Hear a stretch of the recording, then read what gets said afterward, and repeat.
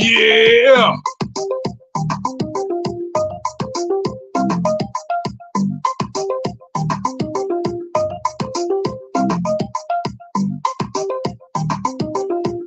Yeah.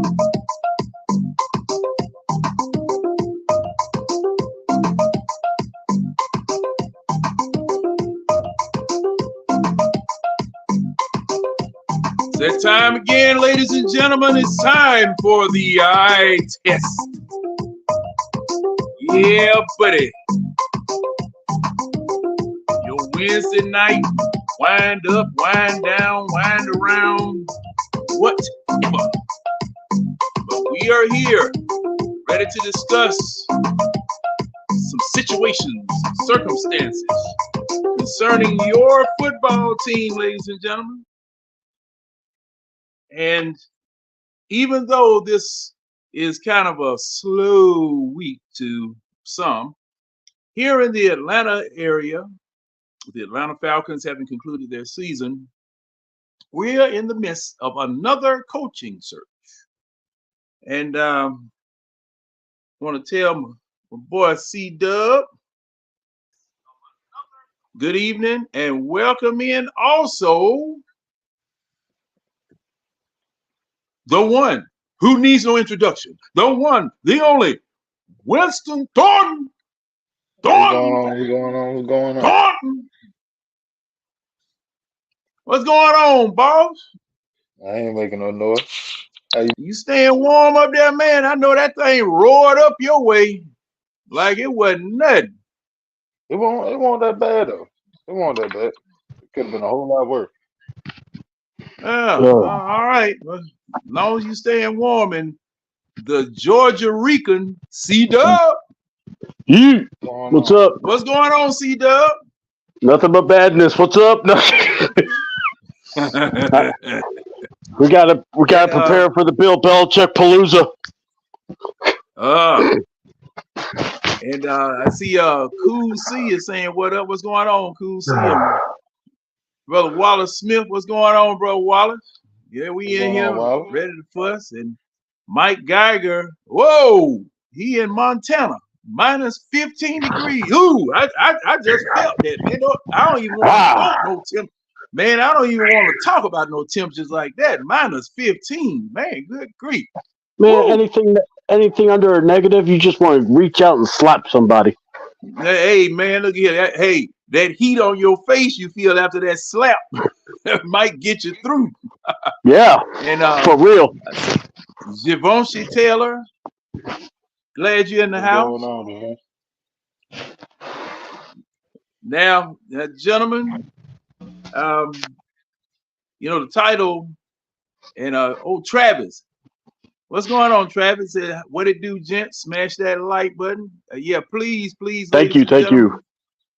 Ladies and gentlemen, take your fist and where you see that like button on your phone, on your TV screen, or on your computer screen, do the hook on it. Bang! Do it like the hook. Bang! To let everybody know that you like what it is that you're seeing tonight. And we're gonna, as we promised, we are definitely, we cranking up the volume and we're cranking up the heat and everything. Look like we got 11 people in here already there, gentlemen. They're interested in what it is we got to say. I really appreciate that. The fact that you guys decided to tune in. But the title of the show was inspired. And those of you who saw what Winston posted and what I posted, and I posted that picture of Red Fox in Harlem Nights with them big old thick glasses. Yes. Now, do you know why I posted that picture? Is that what Arthur Blank looks like? I'm just asking. Do you know why I posted that picture? I would like to hear why. Because the people up there that's gonna pick the coach just as blind as he was trying to deal coach. Exactly. Okay. Now you got a taste. You got a taste of the brain trust that's going to be making the coaching decision. And based on what it was that came out of their mouth, they have no clue. They're going with a search committee. They're going with a man who was general manager here back in 2004 that hadn't made a football decision or hadn't had. I mean, yeah, he's surrounded with it, but I mean, come on, man. You know, and the cluelessness that we heard last week. I mean, how do you get over that? How do you what do you do? What do you do? You know, and we like to also welcome in El Jefe. He's his sellout last name, which you know you should have just kept it to wear as a badge of honor for the person who labeled yourself.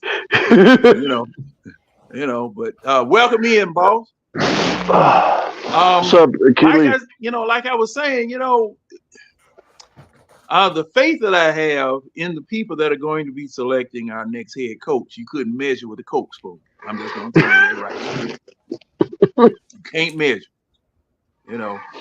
So the Falcons have interviewed a whole bunch of folks in how many days? When did they start interviewing? Ooh, wasn't it like, I want to say like, since Thursday, maybe Friday, Wednesday? Yeah, Thursday, I want to say. Yeah, I want to say Thursday, actually. Because by then, we didn't hear any noise of them talking to anybody. But then around Thursday, after Belichick got parted ways, all the interviews started coming out by who they wanted to talk to. Yeah, and you know, and I mean they've interviewed everybody, man. It's been folk going in and out, and Wallace Smith says that they've interviewed about 8 candidates so far. And I think they got like 4 more to go too. Yeah, and I mean they interviewing everybody. My interview is going to be Saturday, but I don't think I'm going to go. Okay. I don't believe come on, Don. I want to see you show up. I want to see you show up at the Falcons headquarters with Winston. No, you and Winston could make that would be an epic interview. No, they've heard him on the radio. They probably got his picture up. See, I can't hide. I can't hide nowhere. I can't hide. You know what, Keely? You probably got a point, man. Yeah, well, when they match my picture up with me, because I'm on the wanted poster, do not allow inside poster, you know, so I won't make it past front door. So ain't no sense in me making that type of trip up there. Security. Yeah. So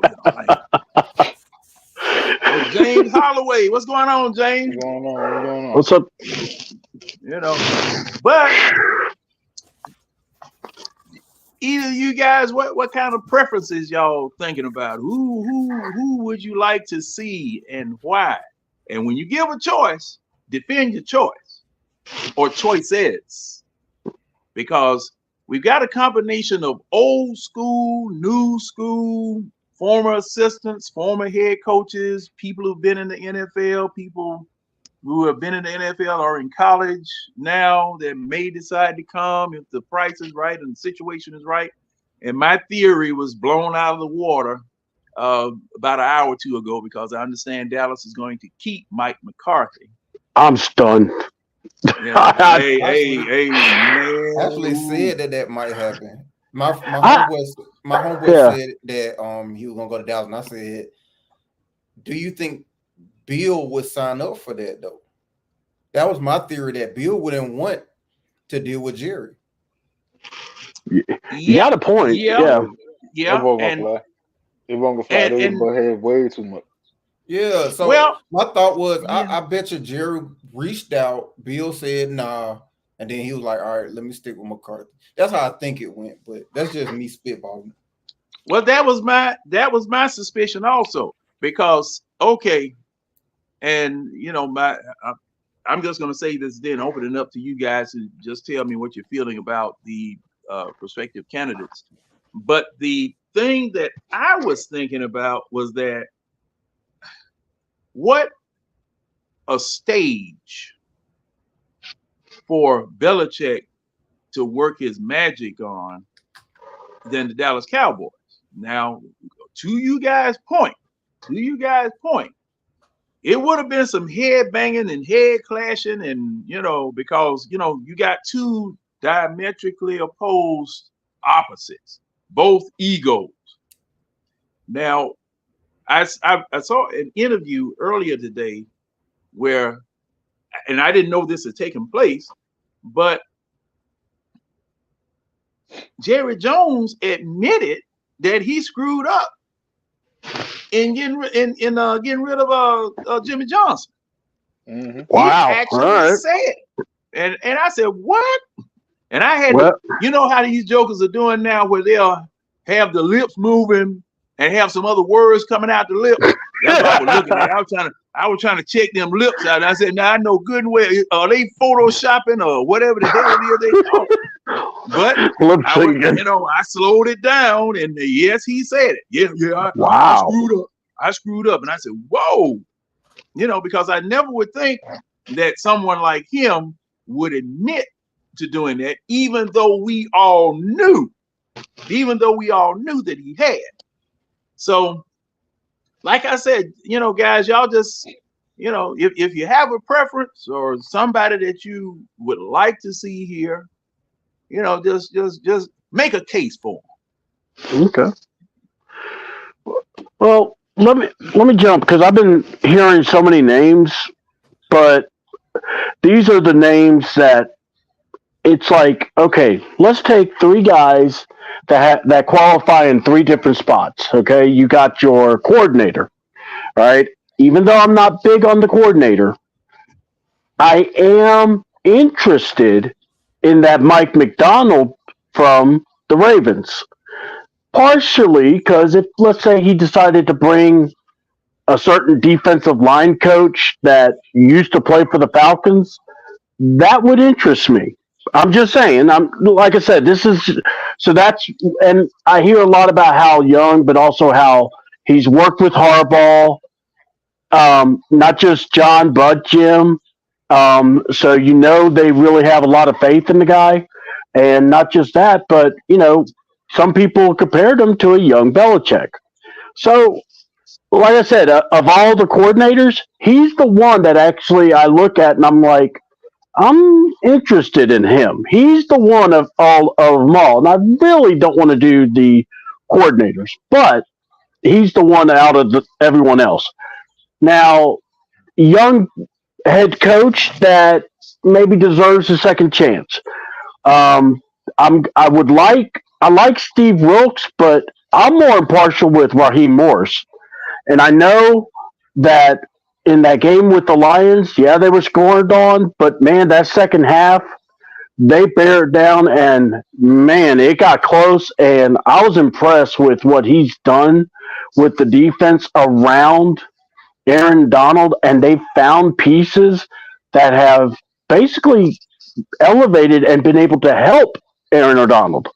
And we've got guys like that with Grady who, we got to find guys to help out too. So that's my young coach type deal, or, well, he's in his 40s now, so, but we all know what we're talking about here. But then my other guys, if we're going to go big fishing, big game hunting, man, you got to find a way to get Jim Harbaugh. If you can't get him here, you got to make him tell people why he said no to us. And it's just a figure of speech. I'm not trying, I don't think that would ever happen, but I'm just saying, I really want Harbaugh. He's the guy, mainly because he's that guy that can coach both lines of scrimmages, even being the quarterback whisperer. It's like he just knows how to work with teams. And, people can't really mess with his age because he just came from Michigan, where they won a national championship and where he's developed that team. So, I mean, man, to me, those are the three guys I would really be like pounding the table for. If I was able to get into that office and be like, hey, Dodo Birds, go to lunch. You, Rich McKay, go to lunch. Arthur, stay here. Let me help you. Because, it's a tiring job. You got to send Rich McKay away to let him get some lunch. You don't want to be too mean. That boy looked like he was thirsty the whole time. So that's what I'm saying. Mike McDaniel, I think I said his name right, from the Ravens. Raheem Morris, because not only that, it would be a cool story to bring him back after he was an interim coach with us, and he would bring his own OC, which I hope he would try to get maybe Byron Leftwich or maybe a Pep Hamilton, but whoever he wanted, and then Jim Harbaugh is the big guy, the big fish. If I'm and I don't have a problem with Belichick. It's just I prefer Harbaugh more than Belichick.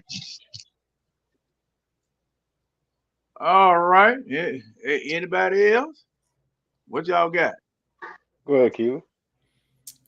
The pick that makes the most sense to me would be Jared Gray. That would be who I want the most. If you're gonna give a first-time coach his opportunity, hire from within. That way you keep some level of continuity. You're not switching systems. You're not going to change the defense. You're not going to probably change the offense all that much. That way there's no reset. There's no, now we got to get somebody who runs this defense, or now we got to get talent that fits this scheme and all of that. So it's less likely of a setback year in terms of players learning the playbook and trying to figure it out. That would be my number one. My number two would be the greatest coach in NFL history. I get the concerns. My only concern, like I've been hearing ESPN talk about this all the time.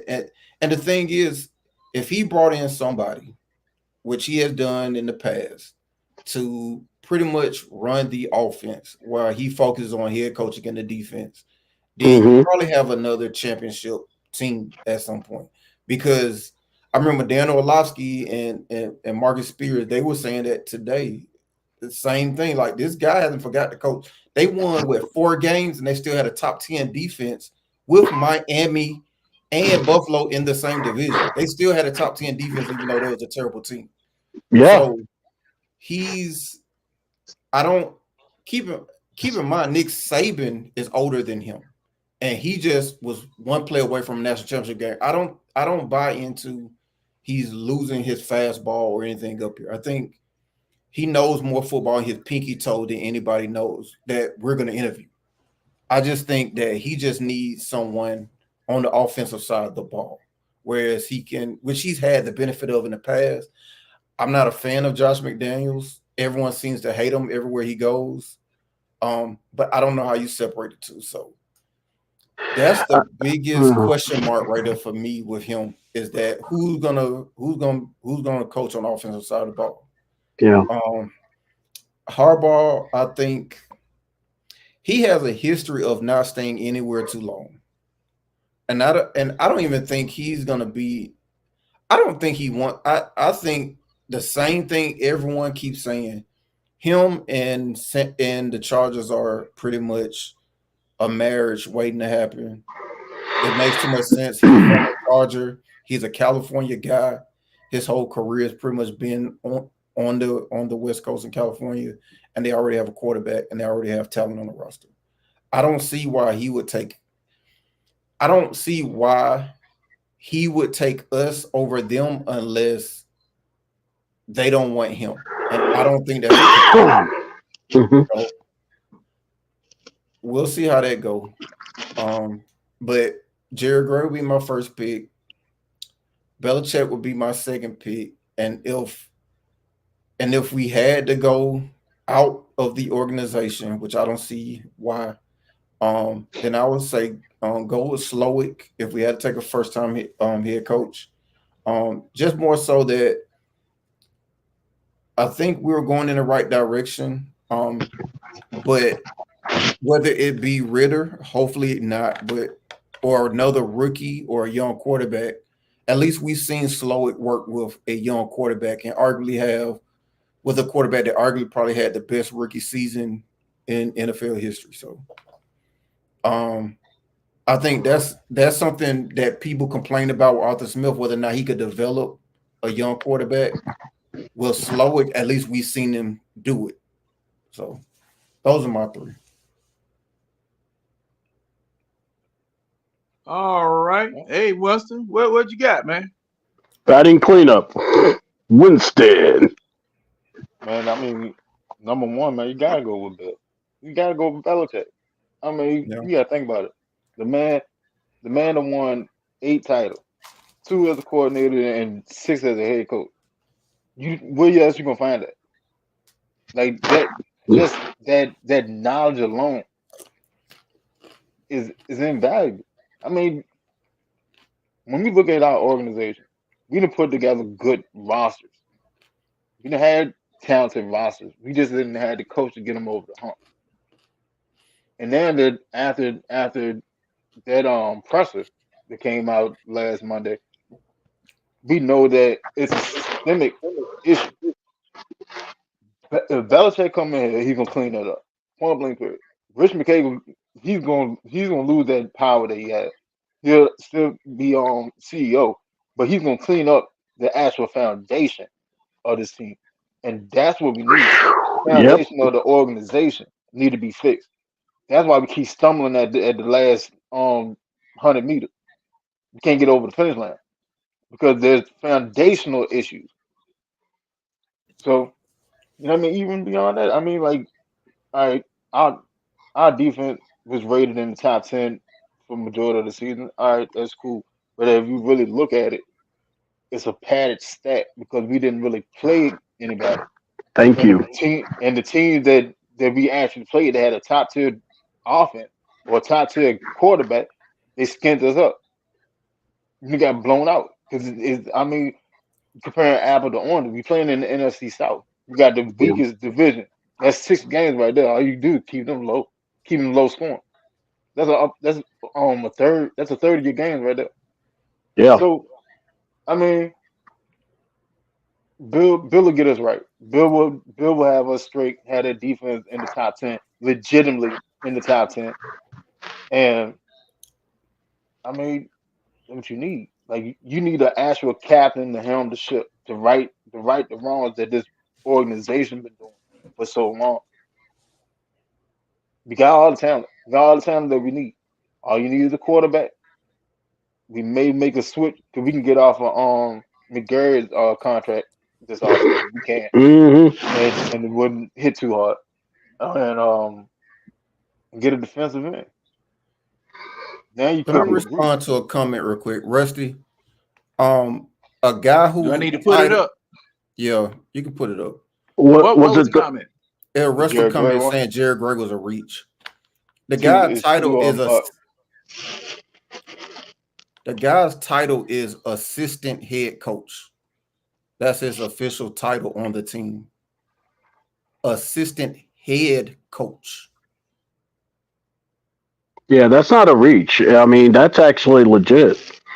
Yeah, now, not a coordinator that we're going to pull from another team that's an offensive or defensive coordinator. This guy's official title is assistant head coach. Mm-hmm. Yeah,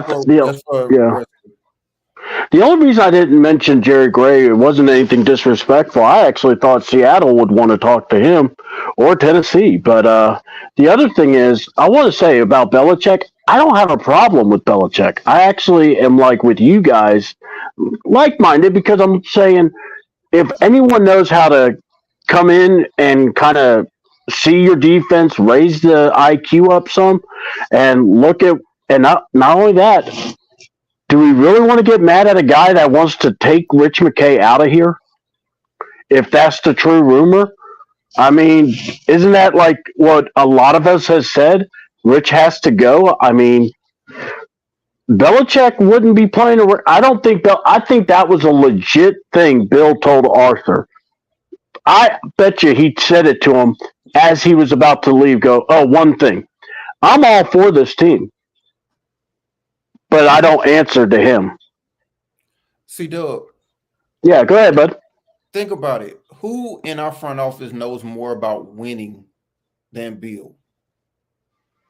Nobody, honestly. So Yeah. if he comes in, who's going to tell him how the front office should be structured? Like, thank you. I agree. So to me, that's the greatest benefit. Even if he just stayed 2 years, right? If he set a new foundation, like this is how a winning organization should be structured. Exactly. And then once he steps away, let it continue. Bring in the next head coach or whoever it may be. But I just feel like we've always said that it starts at the top. We're flawed from the top on down. Okay. Sorry. I want you to finish. No, don't say who else is better equipped to fix it than him. So to your I agree. To your point, even if it's just a readjustment of the front office, I don't care how long he stays. I don't think we're gonna win unless that gets fixed anyway. So. And I agree. That after that press conference Monday, the press conference Monday, that was such an embarrassment and such a black eye for the Falcon fans. And I know it sounds crazy, but it does sound like if Bill did come in, he would actually clean a lot of this up. And then here's the other thing that I was thinking about, because I don't know, Keely, did you hear how people were like, well, there's no succession plan. No succession plan. Well, hold on. Mike Grable got fired, and he's been successful. Wouldn't Mike Grable want to coach with Bill? And I'm just saying, as a, kind of like how Jerry Gray was. And Bill says, hey, I'm going to throw these headphones down. Grable, do you want to pick them up? I mean, he'll have his that's what he did with Mayo. That's exactly what he did with Mayo. That was a good job, too, by the way. I like that. When Mayo took it and signed his extension last year, that's when they enacted the succession plan. Whenever Bill is ready to step down, you're going to be the guy. That was the whole purpose of him signing the extension. Mm-hmm. Now that he stepped down, as soon as he stepped down, it's announced. I mean, they didn't even talk about going to look for nobody because he already had it lined up. It was in the contract, and it was really good of them to do that. Yeah. Now we bring Bill in. Bring Variable in as the DC. Mm-hmm. Keep Jerry Gray around for secondary coach, and you let Variable carry on when Bill finally ready to hang it up. You let Variable sit there and run the rest of the course with the Falcons. But that foundation has been set right. Now you will actually have a culture. When can you ever say that the Falcons had a culture? We haven't had a culture outside of like the Grist Blitz. We haven't had a culture. We just went with whatever head coach was in there. We're gonna do this for X amount of years, and then we're gonna switch as soon as they go. But we haven't had a actual culture. 15, 16, 17, that was good years, but that's good years. Go ahead, John. I'm sorry. Well, no. When I do this, I'm exercising my finger because I'm cramping it. John, we like to hear you talk too now. The people want to hear the John. When I throw this one up, there's a problem. Excuse me, but no. I do have a question though. Maybe one of y'all may know. I saw Nielsen got an interview with the Jaguars. With the Jags. Yeah. So are they still holding everybody? Because I know they were denying requests for interviews for other people on the staff. The Falcons were kind of holding our staff in place. Mm-hmm. You know if they let that go or what? If you are interviewing for the same job, they can block. Yeah, they can block if you interview because he interviewed for a defensive coordinator job. I did. I was reading about that and what happened. Or go ahead, John. Yeah. Okay. Go ahead. And CW, you probably right because you might have seen a little bit more than I did, but the explanation that I was getting was that if you cross interview, say for instance you're going to interview for a job straight across, same job, we can block. Now the fact that the Falcons let him interview or gave permission for him to interview is noteworthy, because that may mean that if they've made a selection for a head coach, that coach has said, I will bring in these people. Mm-hmm.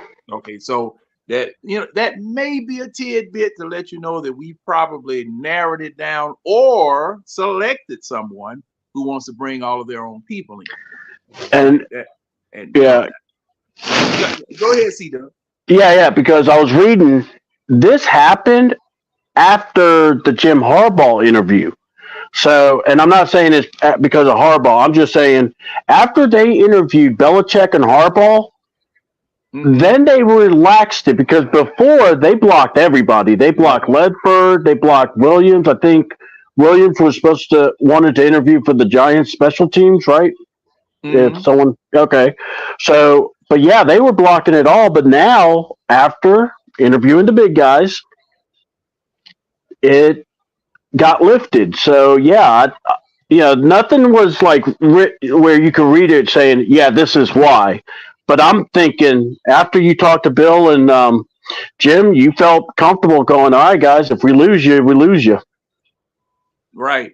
And, No, okay. Go ahead. No. The name I was going to say, I didn't hear Jerry Gray. That wasn't the name that I was wondering if anyone heard, if Jerry Gray got any interest for an interview or anything.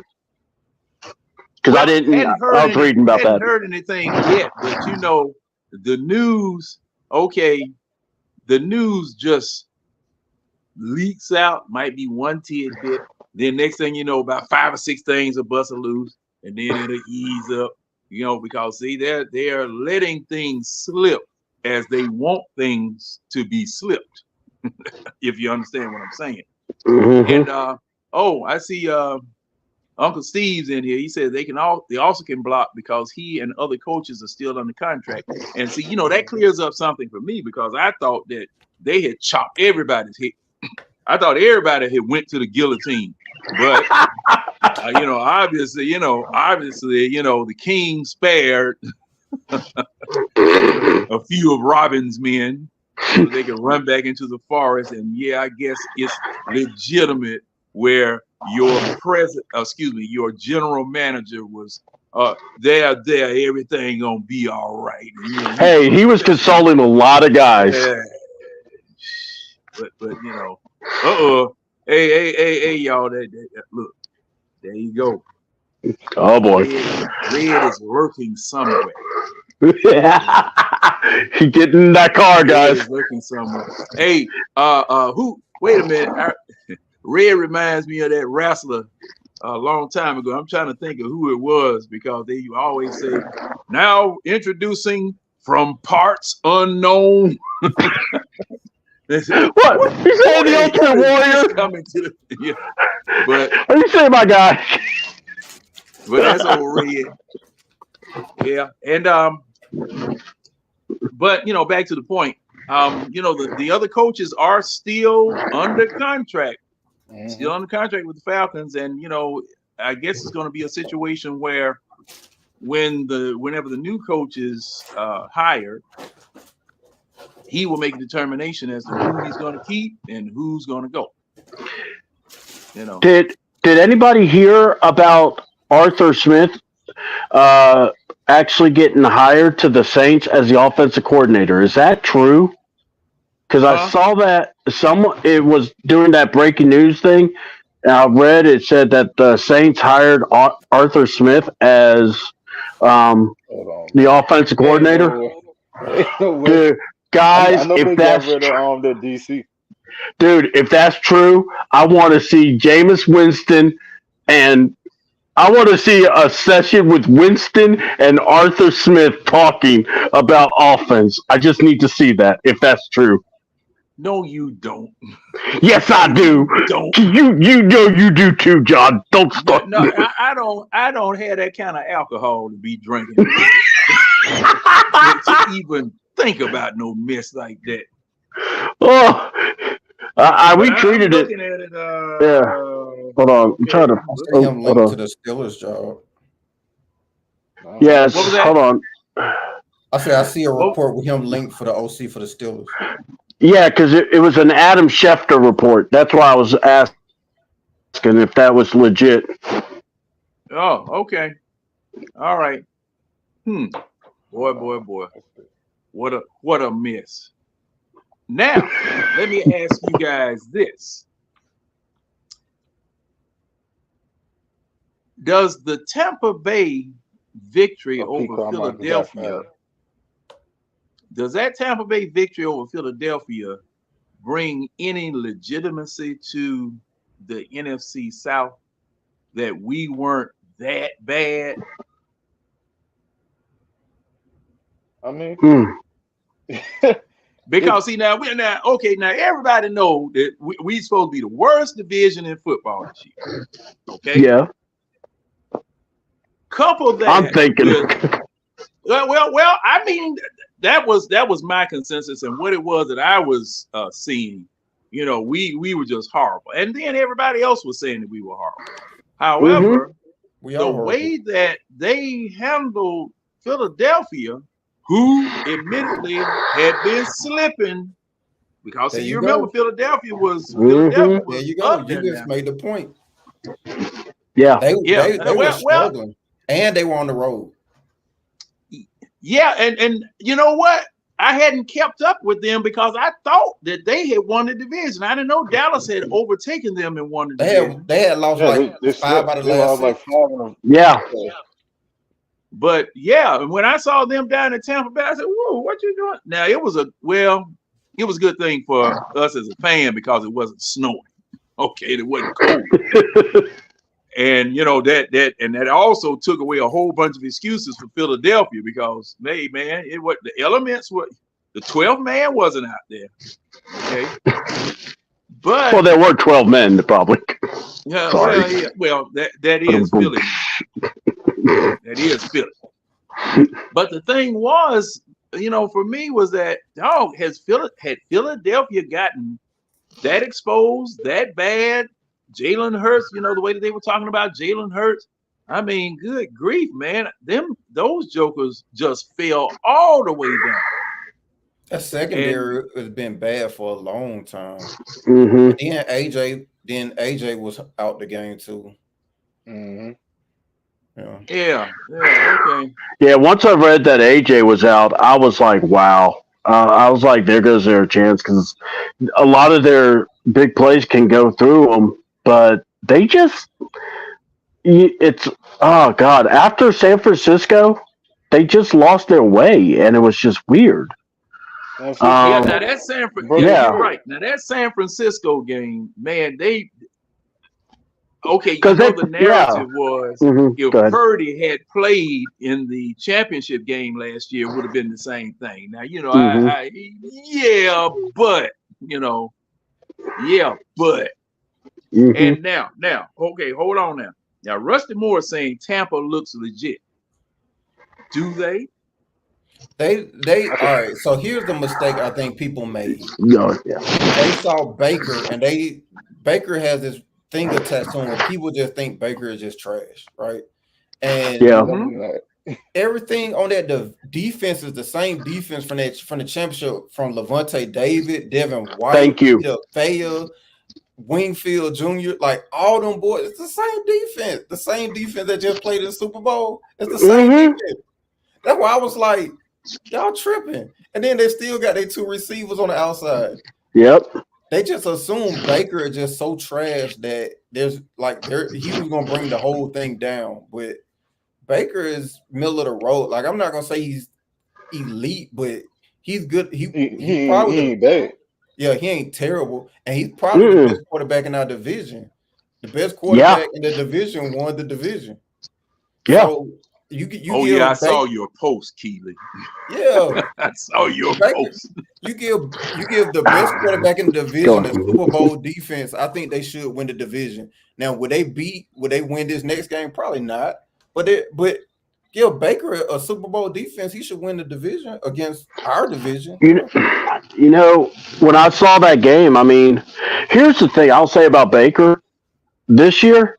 He's just played tough. It's not, it's like he's played smart, but he's also played tough.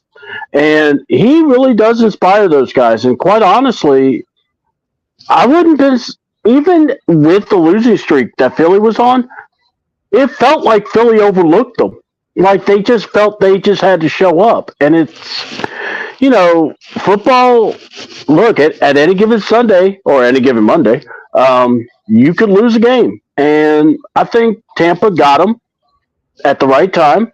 I think, because Keely's right, and yes, I'll say it, Keely's right because of the fact that you watch, the receivers are the same. They have their offensive line. They got quite a few guys that were on that Super Bowl team, so you have experience. It's not like everyone forgot how to play, and that I'm going to tell you, Tampa, if the Lions mess around, which I don't think they will, Tampa's going to give them a game. Will there be an upset? I don't think so, but it wouldn't surprise me. I thought the biggest game for the Lions was that first game against the Rams. Mm-hmm. They got that out of the way, and now like they played against the Rams this coming weekend, they're gonna lose. Oh yes. No. I forgot Shaq Barrett on that defense too. Yeah, he is all-star defense. And yet you look at the games they've played, you go, what happened? Like I'm watching, I'm going, they beat Carolina 9-0, and I'm going, well, they did beat them. I mean, Tampa is going to be one of those teams we really won't know until they get eliminated, but I think they're a good little scrappy team, basically. And they represented the division well by beating the Eagles. That will give some recognition, even though the Eagles were slipping. Yeah, because I'm thinking, look, we beat Tampa Bay. At Tampa Bay. Yeah, we beat Tampa Bay. So, I mean, whether it's they showed. Did you see that stat, John? John, did you watch the game? Because they showed a stat where it started with Tampa Bay, and it was the game against the Falcons when he played against us at the Benz, and they came back and beat us. And they were talking about that. Before last, right? I didn't mean to. Okay. That was year before. That was season before this season, right? No, that was this season. We beat them in Tampa Bay, didn't we? Yeah, we beat them in the early part. The first part. We beat them in Tampa Bay. That was our 360 pass, the 360 Yeah. pass. Mm-hmm. Yeah. Lord have mercy. See, that's why I was saying, even though Tampa Bay, because look, everybody was trying to give everybody the division this year as well as last year. Here, I don't want it. You can have it. No, I don't want that. You can take that. That's the way they were doing. I thought they were going to call it the hot potato. Yeah, and see, that's what I was thinking was happening, and somebody had to win the division. Somebody had to win the division. Somebody had to get it. Yeah. So Tampa Bay won it. All right. I thought they were going to be first round victims, just like I thought we were going to be first round victims if we had gone. But Tampa Bay, really put something on the Eagles. I feel like even if we won the division and Philly had to come to us, we probably would have got Philly too. That's how bad Philly had got. I feel like we would have got Philly too. We could have beat Philly. Yeah, I agree. At home in the Benz, we could have beat Philly. Yeah. And we had to go on the road. Yeah, to be something different. Like they went on it. They won like their first 10, like 8, 9, 10 games, and then just lost everything. Like it was bad. Yeah, they were like what 10-1. They were 10-1. They were 10-1. Yeah. Yeah, and their secondary. That's what I was saying. Yeah, they lost everything from that point on. They after that Frisco game, you saying? Mm-hmm. They only had one win the rest of the season after that 10-1 start. Yeah. Kind of like that Pittsburgh Steelers team with Ben Roethlisberger. I remember they started like 10-1, and they lost out. Now Wallace. Now I saw what Wallace says he saw. Philly secondary was trash, and they didn't want to tackle, and they missed a lot of tackles. I saw one man grab a man at the helmet and went all the way down the man's body till he was left with a toe. I mean, slid completely off the damn thing. Winston, you need to teach that man how to tackle. I'm just saying. See what you hitting. Go across the body. Yeah, see, that's what I'm saying. I mean, if the Joker had claws in his, if he had claws, the Joker would have been butt ass naked. Cause he went from here all the way down to his toe. I said, "Good God Almighty!" I thought of Winston. Because I remember Winston on one of these lives was going off about, if he was a defensive backs coach and how he would be telling people how to hit and everything. And I was like going, oh, man, they need to call Winston. They need to get you, Winston. It's form tackling. Yeah, I mean, put your head across the body, wrap up, bring them down. Because now one of my pet peeves is I see people. Okay, I haven't seen now in 2023. I've seen so many business decisions out there on the football field. It's ridiculous. And those of you who've been listening to me for a long time, you know what I'm talking about. Okay, cornerback see a tight end, and instead of him going at him, he gonna try to lead with that non-existent shoulder pad that they got up there. Because you remember a long time ago, those shoulder pads, you had some shoulder pads on, and you would hear it. And once you pop somebody with them, they would possibly go down. But instead of going straight at the man, you're gonna try to hit him with a glancing blow to turn him after running 100 miles an hour at him, instead of just grabbing him and wrapping him up, because you don't want to get on Sports Center for being drugged for 10 or 15 yards. Okay, look. I got. So I was just thinking. So it is. They fired their first defensive coordinator earlier this year, and then Matt Patricia came in. Matt Patricia took over. Yeah, and took over. So they knew they had defensive problems. They fired the first DC halfway through the season. Yeah, this is Philly you talking about. Yeah. And, so wait a minute. Came on as a assistant. Assistant DC. And then he went back to New England too after he got fired, right? Mm-hmm. Or no. The offensive coordinator last season for New England. It was him and who was it? Joe Brady. Or Joe? No. Joe Judge. Brady's over in the Buffalo. All right. So it was Patricia and Judge as co-offensive coordinator for the Patriots in 2022. They get let go. Patricia signs on with Philly as an assistant DC. Then Philly end up firing their DC halfway through the season. Patricia get elevated, and then they get skint up on in the playoff wild card week. Man, I don't want to see Patricia at all, man. That dude's a moron for a rocket scientist. Lord have mercy. But see, thing is, this may be a Blues Brothers scenario. C-Dub, y'all. We're gonna get the band back together. Hold on. He's got his sons. He's got his sons, though. I'm sorry.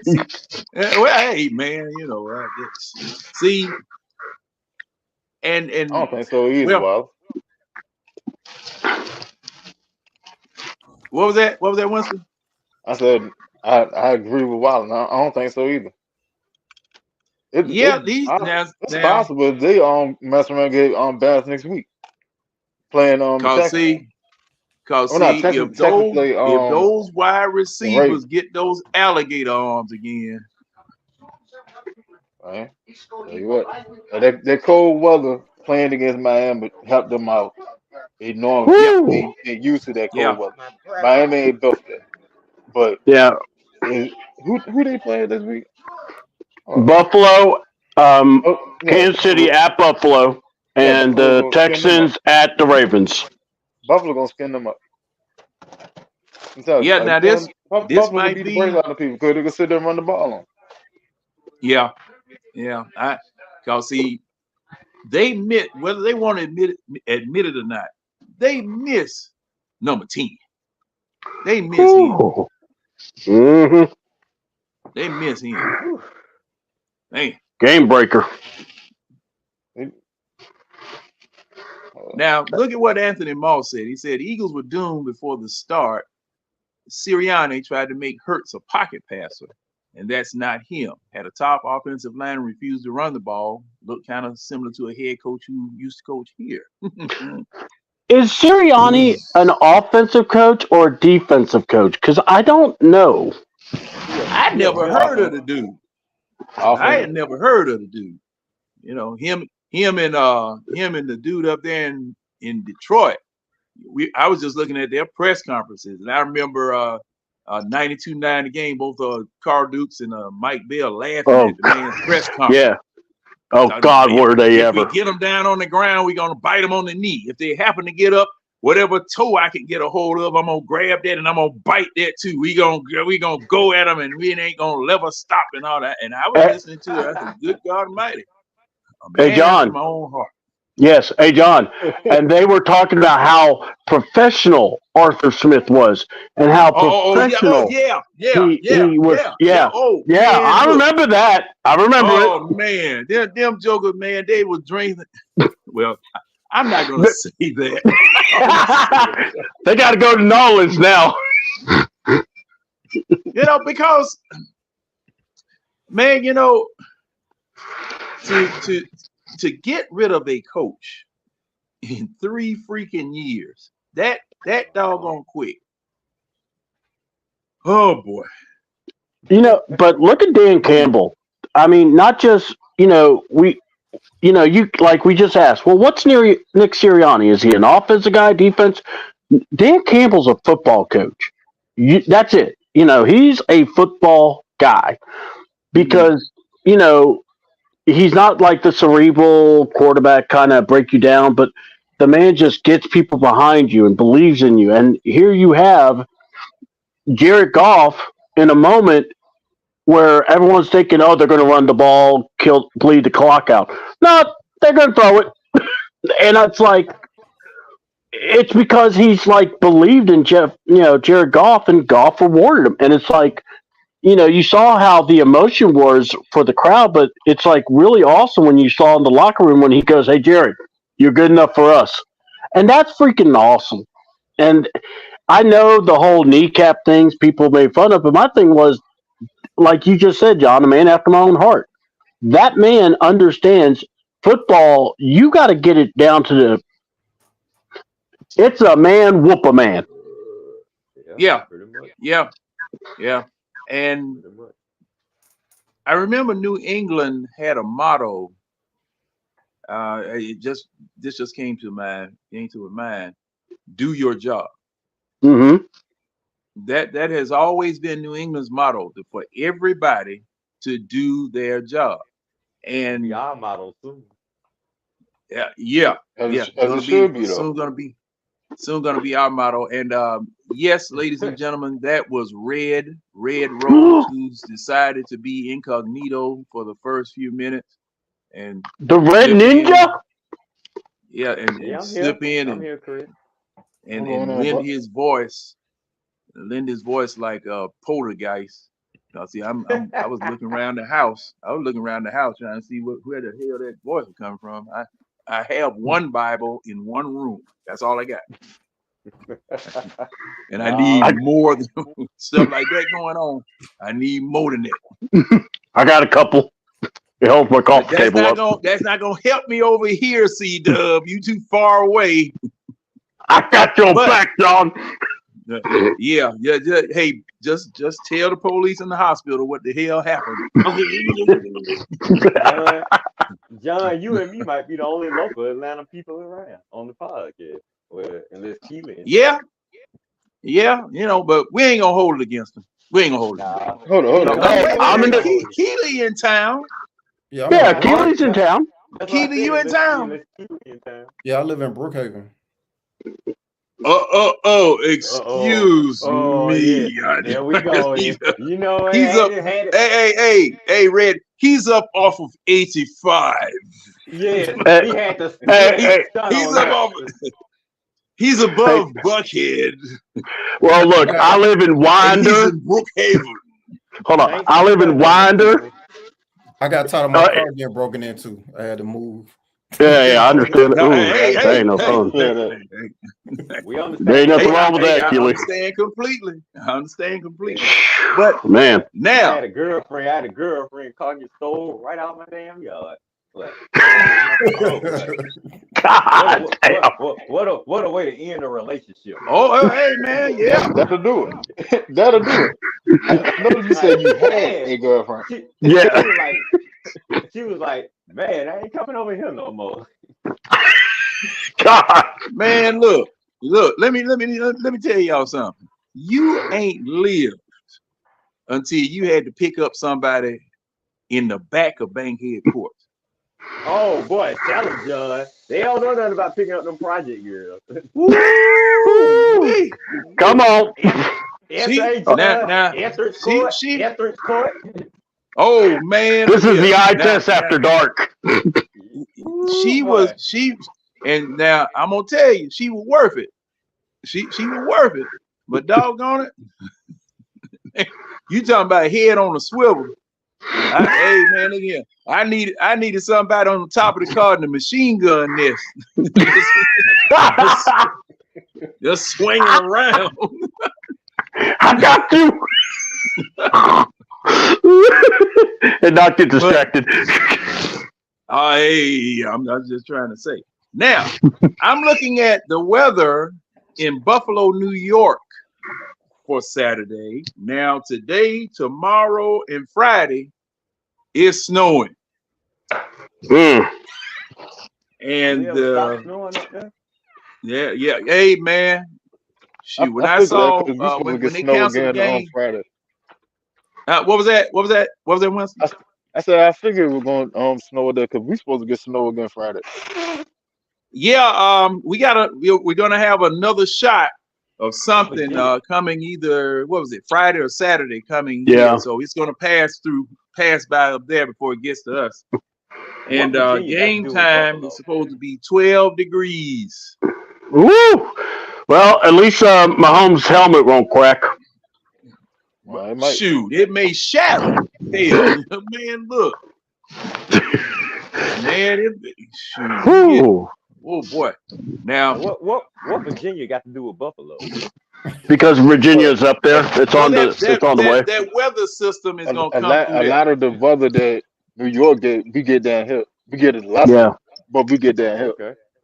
They sweeps across Philly, and see us Philly, DC, all that on the same pipeline. Oh, okay. All right. Yeah, because those weather systems usually sweep from west to east, and that's what I thought. West to east. Yeah. Depending upon how big it is, and I believe that's what Winston's saying. It's going to be kind of big because we're going to get it. Just trying to throw his hat in the damn basket, just trying to make sure he get a little sympathy too. No, we got the snow that Buffalo just had. We got some of the snow. Oh, okay. Yeah. Oh, yeah. It was snow on the ground now. Yeah, we had you still got snow? Yeah, I still got snow outside. I'm outside on the porch now. We got about like an inch on the porch. Winston outside on the porch with his sled, John. He about to go sledding down. Hey, he's about to go Red. If I had a reasonable chance, of coming back, I'd have been out there in the sled too. I just want to hit it one more time on that garbage can lid. That's the good old ones right there. Man, look, you didn't have no sled. Indian style. Yeah, if my health care plan would cover me, I go out there one more time. One more time. One more again. Ooh. Now, let's talk about this. I'm sure I missed all the good discussion. Oh no, shoot. No. Hey, no, we waver in between good and not so good and back to good. And then we talk about Bankhead.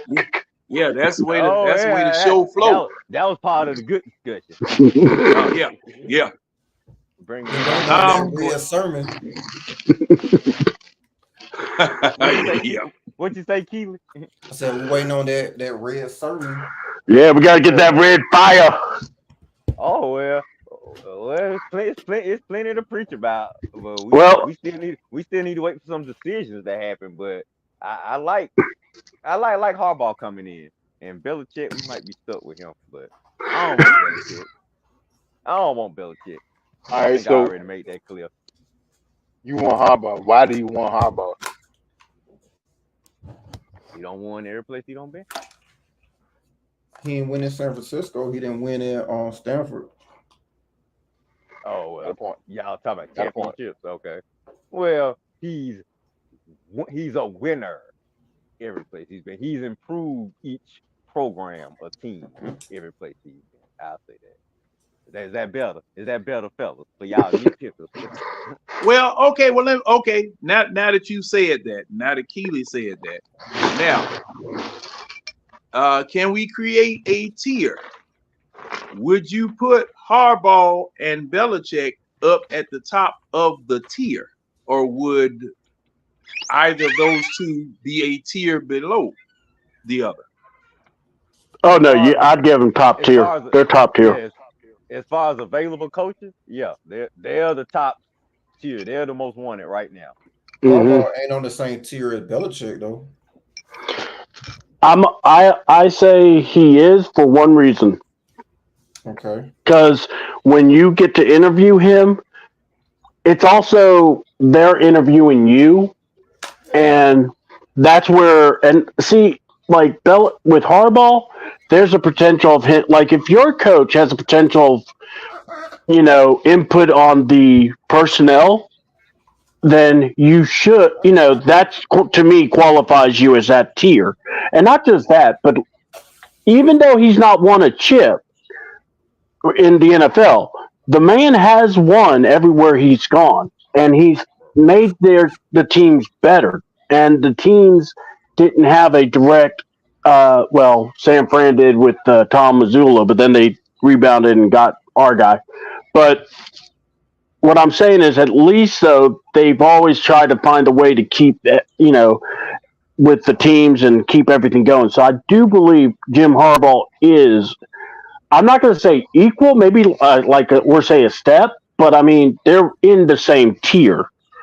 Like if let's put it this way, if ESPN led with Falcons hired Bill Belichick or Falcons hired Jim Harbaugh, they would lead with that.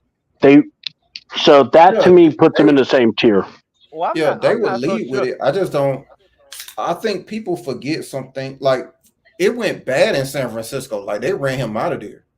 Like people forget the back end of the San Francisco years. Like they ran him out of there. Like he ran to Michigan to get, because they were done with him. Yeah. Him and Trent Baalke. And with the Michigan thing, like to be honest, like, I mean, I don't know. I think because of the success that Bill has had, I think that's why I can't necessarily put on the same level.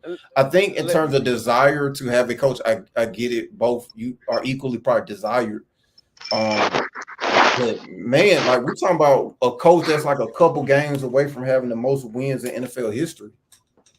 And why is that? Really 15 short. And why did he get most of those? You tell me, because I think you about to say something that I'm gonna easily argue against. Go ahead. Oh, you gonna argue against the quarterback? Yeah. I'm gonna put it on mute real quick, so go for it. Go ahead and say it, Brady.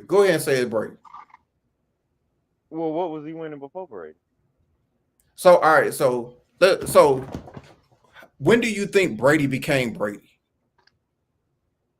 At what point this Brady throwing 40 touchdowns in a year and throwing for 5,000 yards? When did Brady become that? Look, they both after their third Super Bowl win. Oh, I think he became that like around like the third run. So the first run for that championship season, he had with like 18 touchdowns, and then the whole playoff run, he had 1 passing touchdown. The whole playoff run. Well, they was fine during that time, though. Like that run wasn't about the quarterback. That run was about that defense. That first ring was about Belichick's defense.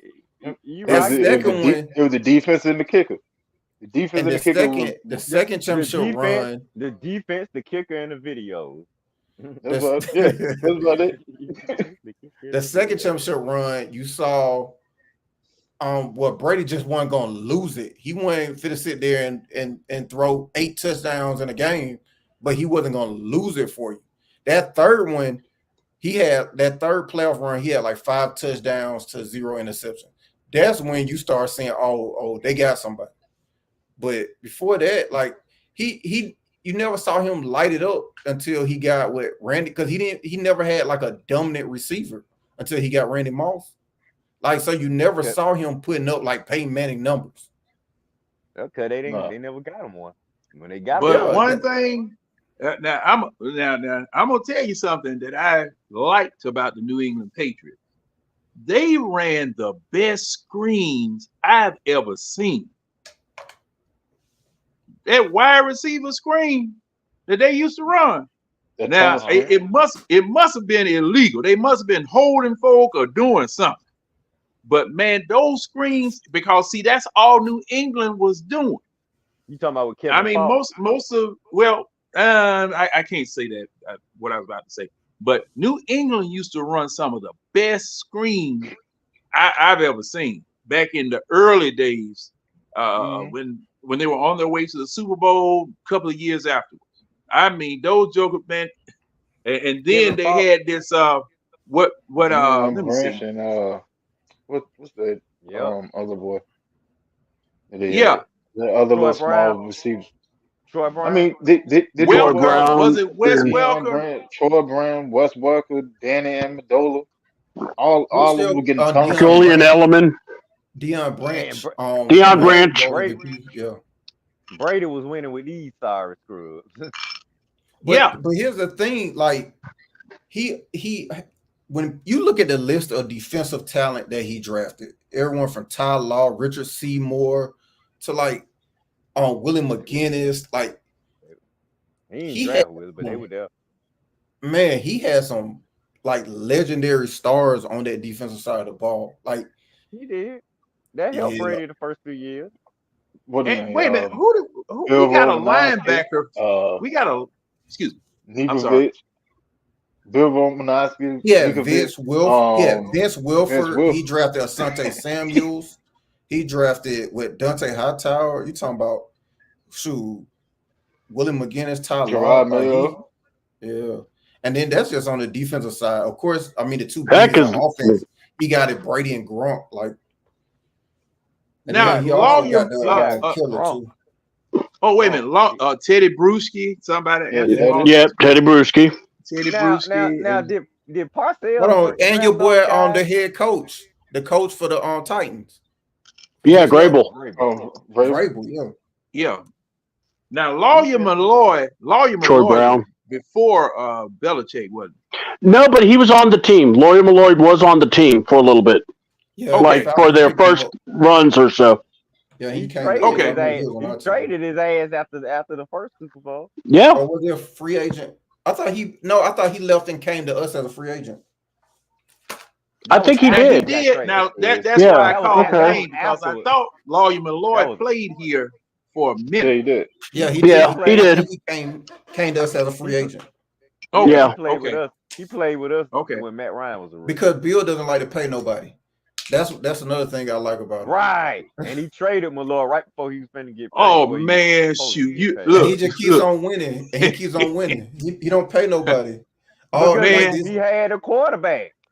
Hey, y'all absolutely right about that. Cause see, man, if you played anything other than quarterback for the Patriots, you had the life expectancy of a Central American dictator trying to play Lord. with us. That's not long. Not long, well, bro. You ain't gonna be around long. Hey, if that's true, you don't have to worry about it because Belichick's only going to be here about a year anyway. John, you Yeah, well, now if we get Belichick, he'll be here at least 3 years. He'll be I here. agree. the Falcons don't kill him. But the beautiful part is that being Yeah, that you they already have drafted talent, Lloyd. the beautiful thing is the talent already on the roster, so you don't necessarily have to worry about him. Like And Keely, now you intimated the question. Okay. What do we do about the quarterback room if a Bill Belichick comes here? He ain't coming because of quarterback room. Okay. Well, let me make this a presumptive question, Red. Say, for instance, he does come. What does he do about the quarterback room? Quarterback room gonna change. Whoever in there right now ain't gonna be in there when he get here. Everybody gonna be out, and they're gonna be some new blood in. No, because I mean, like Ritter still be here. Ritter will be here. He'll be the emergency quarterback. He'll be the emergency quarterback. Yeah, but he'll be grabbing coffee. Ass. Belichick gonna ship his ass so damn fast. He's gonna send to New Orleans. He gonna blink his eyes and he gonna be called to the coach's office. Give me your. I don't think he comes here unless Arthur Blank gives him assurances that they're gonna go get somebody. Like I don't think he just got fired for not having a quarterback. So I don't think he comes here unless he got assurances that they're gonna go get a quarterback. Nah, I agree with that, but I still don't. And that he is in the room with a say and all of that stuff. But Ritter gonna be gone, John. If Belichick here, Ritter gonna be gone. Yeah, I'm pretty sure. Like he's been his own boss for what 20, 25 years. Like he's been decided. Go ahead. I'm sorry. Yeah, John. Like, all right, you haven't had a supervisor for 20 years, right? Mm-hmm. Now you gonna go somewhere and listen to who? Rich McKay and Terry?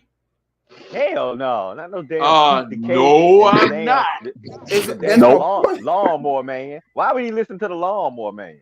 But okay. Now this is the crazy part about the whole thing. Okay, now Belichick says, okay, now the reason he left New England was because they wanted to take the general manager duties away from him. Mm-hmm. If I'm not mistaken. Am I right or wrong? Well, I believe that was one of the reasons. He said that he would give up the GM duties. And that's New England. Stay with New England. That's New England. Is he gonna give it up? Okay. So that's what it was. But all right. Because see, the thing is now, when I made the post about Belichick being fired, I was confused as to what to put to really put up there, because you know what I'll do. If somebody got fired, I'll put fired all across the face. I run them out of the damn building. Yeah, we see it. But step up. Like, okay, and Winston came back on my article and said mutual agreement. Is that the one you did that mutual agreement on, Winston? Once I posted that about Belichick or somebody. I thought it was a Belichick situation. I thought it was that or Pete Carroll. Excuse me, Winston. It was one of my other friends. I think it was Jeff Samuel, one of my other friends. Now, okay, they said mutual agreement. So reading over the situations about how he got let go, I didn't know what to put. Because I heard what Winston said about, okay, he wanted to give up the GM duties in order to stay as head coach, which was borderline begging for a Bill, Belichick. If you follow what I'm saying, the way that the man is and what he's done and all the things, all the accomplishments, he said that to me would be borderline begging to stay. Okay. Mm-hmm. But they told him, you can go. So that's why I left 5 up there. Okay, when should just put gone. Yeah, but I might do that for the next one because he might be somebody get. Because I thought for sure Mike McCarthy was gonna get it after what I saw. Or say, I thought for sure Mike McCarthy was gonna. I mean, he kept his job because there weren't any other options. If there was a better option, he would have been fired. Well, just like you said earlier, Keely, there was a conversation that took place. I'm with you on that. That there was a behind the scenes, under the cover, didn't nobody know whose phone that was, and don't know the number said unknown on the caller ID if you still got it. All that stuff. And that conversation took place, and somebody got eliminated from consideration. And okay, well, we'll keep Mike McCarthy. Because see, the way them jokers got blowed out, I thought for sure that my theory was going to hold true. But I'm stunned. I really did. I'm with you. Jared probably made some phone calls, and like you say, John, he didn't hear what he wanted to hear, so he said, "All right, damn it, I just got to keep." He doesn't have Prime's number. I mean, RG3 was pimping Deion Sanders to him. I heard. I heard all of that. I heard all of that, but I laughed so hard when I heard that.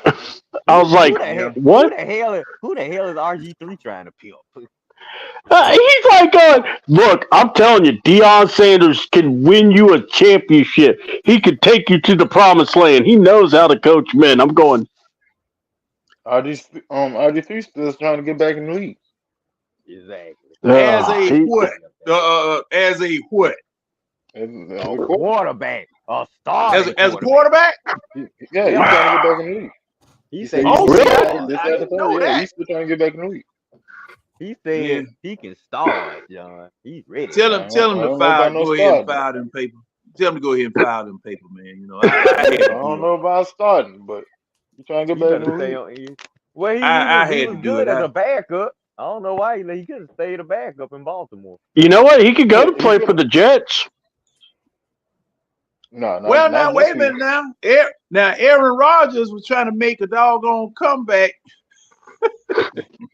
with an Achilles tear.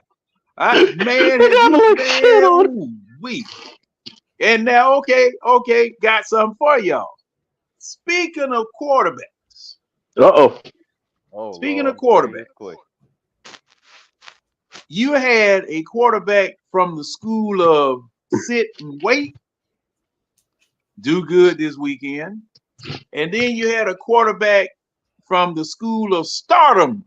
Soon as you draft him, did pretty good this weekend. Yep. Now, which of those schools y'all like? I like the school of first round talent. That ain't. Wait a minute. I'll throw that pepper. Cause see, I'll throw that pepper in later. Cause see, both of them are first round picks, right? Both of them first round picks. Got to make up. Okay. All right. Now. That's why we love Keely. To Keely's point. Mm-hmm. Both of them first round talent. One was sitting around waiting for somebody to leave. One got drafted and was thrown into the fire. Now, everything being equal, because it's already obvious that they had good systems, good coaches, good training, good drafting, everything of that nature to get them both where they got. Because I was impressed with the types of plays that were being drawn up down there in Houston that I saw this week. Oh man, I mean, somebody was in the lab. Slow it. Oh yeah, and see, that's when I found out. Mm-hmm. Because see, you know what? To your point, I didn't know anything about this slow it. until this weekend. And I'm looking at what he designed. So I start going to the internet, say where this man came from. And see, I didn't know he was part. Oh, see, I didn't know anything about the man. I didn't know anything about the man, but Slowick, McVay, Shanahan, McDaniel, and who else? Somebody else was over there too. And LaFleur. That's where you get the LaFleur. Yeah. And then Shanahan and LaFleur came here for our Super Bowl run. Then everybody split up. Now, how many coaches? Yeah, all the boys. We don't have at least 4 coaches in the playoffs that have been on our on our team in the building. Yeah, and we let them all get away. Dan Quinn, baby. Bad. Exactly, Dan Quinn. Let all these brotherhood. He may have had the best coaching staff, one of the best coaching staffs that we could have had offensively, and all these guys got away. Every last one of them. He didn't want them. Shanahan. So when Shanahan left the building, they left the building. That's sad, man. You got to keep some of them guys. I mean, man. Anyway, that's what stupid teams do. You let what should have happened was when Shanahan left, you should have promoted either LaFleur or Matt Ryan should have demanded that one of those guys stay to OC and kept it rolling. Yeah, we would have been in prime position. We would have went somewhere in 2017 if we had one of them running the show. We would have won the damn thing. The offense was already built. It was already in tune to that type of offense. You're not switching anything up. Now you suddenly got somebody running a variation of the offense. It's not the same because you don't know. Not even his offense. He was having to run the Falcon offense. Variation of Kyle Shanahan's offense. You don't know all the ins and out of it. I wonder exactly. But why don't Matt Ryan speak up and say, "Look, I need one of these guys here." Well, Matt didn't have a good relationship with Kyle in the first place. Matt didn't have a good relationship with Kyle. So I wonder they were butting heads. Yeah, they were butting heads. So I wonder if people chose sides, maybe. If that might have been a situation. Woo, that tells you a lot about Matt. I tried to tell y'all about that. See, Matt Ryan, dumbass man, because you don't let that guy. You had the best season of your career. You had the best season of your career, and you let them just let the red go. You ain't gonna get no better than that, and he didn't get no better than that. He let all them clowns walk out the building. You could have said one of them guys, Matt, Mike McDaniel, somebody need to stay. If Kyle want to leave, look, you want to leave, you can leave. I'm about to get Ike Turner on. If you want to leave, you can leave. But we need the name. We need the offense stays home, baby. The offense stays home. If you want to leave, you can leave. But the offense stays home, baby. All right, I'm done. But the offense did stay home. They just found a new home in San Fran. No. I need a director. I need a teacher to stay home too. But that's what I'm saying. They made your boy run that offense. Yeah, he not one of the minions. And Mr. Drinky Drink. Yeah, and the thing was drinky drink. And to be fair, we put up similar numbers to 2016 and 2018. The numbers are pretty much identical. Yeah. Statistically wise, he had a better season in 18. Yeah, that's what I'm saying. So I guess it did work. Yeah. And now I documented that heavily because I had to argue and fuss and fight with a whole bunch of people, and then I had to post newspaper articles, articles showing that was the same offense. They threw the playbook down right in front of Keesian and then Cutter when he came here, and Matt Ryan was teaching them the offense. Taught both of them the offense. Now, Cutter. To Red's point, the person, now there were two people on this team that were more familiar with that offense than Matt Ryan, and that was LaFleur, and that was Huh? Mike McDaniel? No. I'm talking about here. I'm talking about here. Mike McDaniel was on 2015, 2016 stat. Mike McDaniel, what was he doing? He was like the one of the analyst, doing analytics and stuff. I think he was quality control. Okay, but he knew enough to be on the team. They've been working together since 2012, 2011. Back in Washington. Yeah.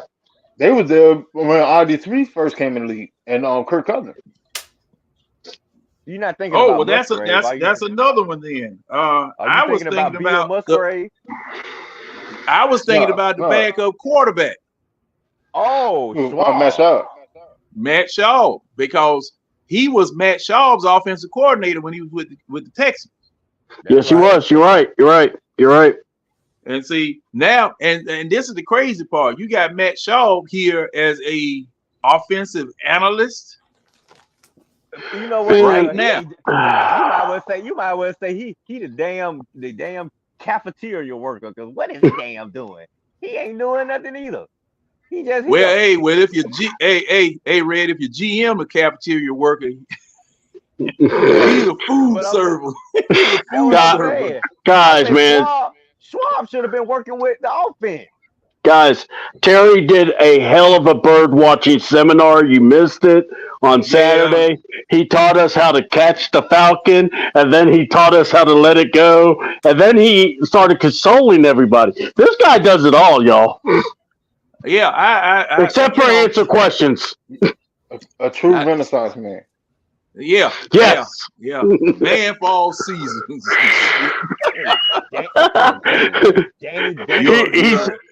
Your ST's heating and air conditioning man. Hey, do y'all remember the show Carmen Sandiego? Well, now where is Terry Fontenot? He's just somewhere. We just can't find him. No. Where's Waldo? Well, that too. No, that's the management. Hey, you seen Bad Boy? You seen Bad Boys too? The Terry is the rat inspectors like Will and Mike. That's Arthur gave him the job when he came there one day trying to up in the attic for rat. Yeah, he's like, man, you know what? You could be a good GM. And Terry thought it meant general manager. No, Arthur meant garbage man. You're wrong, man.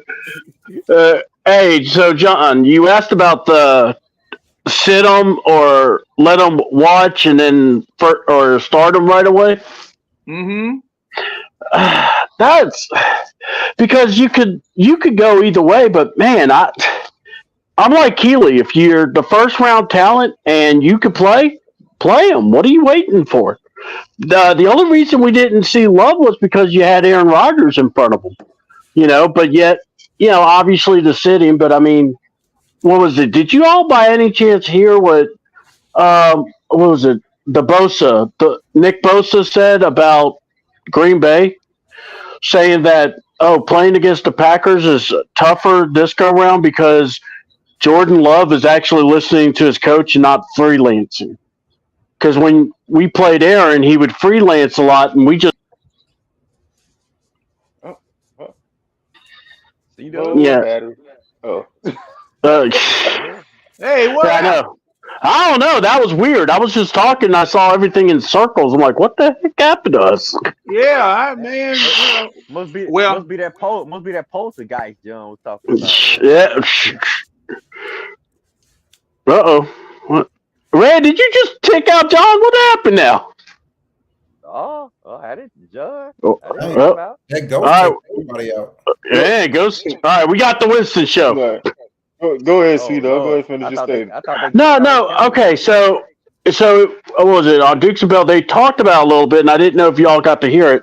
So Nick Bosa was talking about the difference between Jordan Love playing with the Green Bay Packers alongside or opposed to Aaron Rodgers, where Aaron was more flinging it or just doing his own thing. And they're saying you can see he's going through his progressions. He's going through the play calls. He's not changing it. What do y'all think? What's up, bro? What's up? What did y'all think about that? About basically the job that LaFleur is doing with Jordan Love. I mean, when you have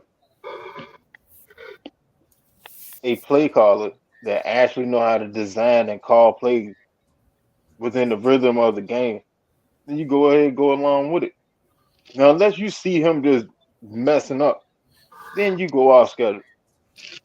But I mean, if it's within the context of the game and it's with the flow of the game, and you can see that is building to something, stick on schedule. Yeah. That's how you end up getting those big plays and stuff. Because that play call is he's setting them up. Jab, jab, jab, body blow, boom, overhand right, you done knocked them out. You know what I'm saying? But it only works if you stand within the schedule of what he's doing. Now when you have a player like Aaron Rodgers, I mean, that's one of the best arm talents. Well, to me, I think he got the best arm to ever hit the league. That's just me personally. I agree It's with him. you. It's him. Then I probably go Patrick Mahomes, and then maybe Dan Marino. Those are my top three. But okay. But bad. when not to say that Green Bay was devoid of talent, because they had players and stuff like Jordan Nelson and things of that nature. But at the same time, like it wasn't talent all the way across the board. Sometimes you gotta improvise to get something going. I can understand that. So it's two different players in two different systems with two different sets of talent around. So you can't really compare it. I think I think what you highlighted as far as what Bosa comment, I think that can be difficult to learn, sit and learn from somebody great like that, because a lot of times players that are great, who just have great natural talent, like you can't recreate that. Like it's like Jordan trying to teach his sons how to play basketball, and it's like, hey son, you just jump from the free throw line, and like yeah. And I think learning behind a player like Aaron Rodgers, and I can to Bosa's comment with him just kind of freestyling sometimes, he can make that throw. Love might not be able to make that throw, but that 4-time MVP, he can make that throw. Yeah. so you might, if you're sitting there learning from him by watching him, you might pick up habits that ain't meant for you. Yeah. Because you can't recreate what he does. So I can understand with Nick comment, and whereas he's probably better off, sticking to the script, learning, being on schedule with the play calling versus trying to recreate what Aaron Rodgers was doing in his youth. Because to Winston's point, I mean, man, he just blessed. Like he has a gift that very few have gotten. Him, Mahomes,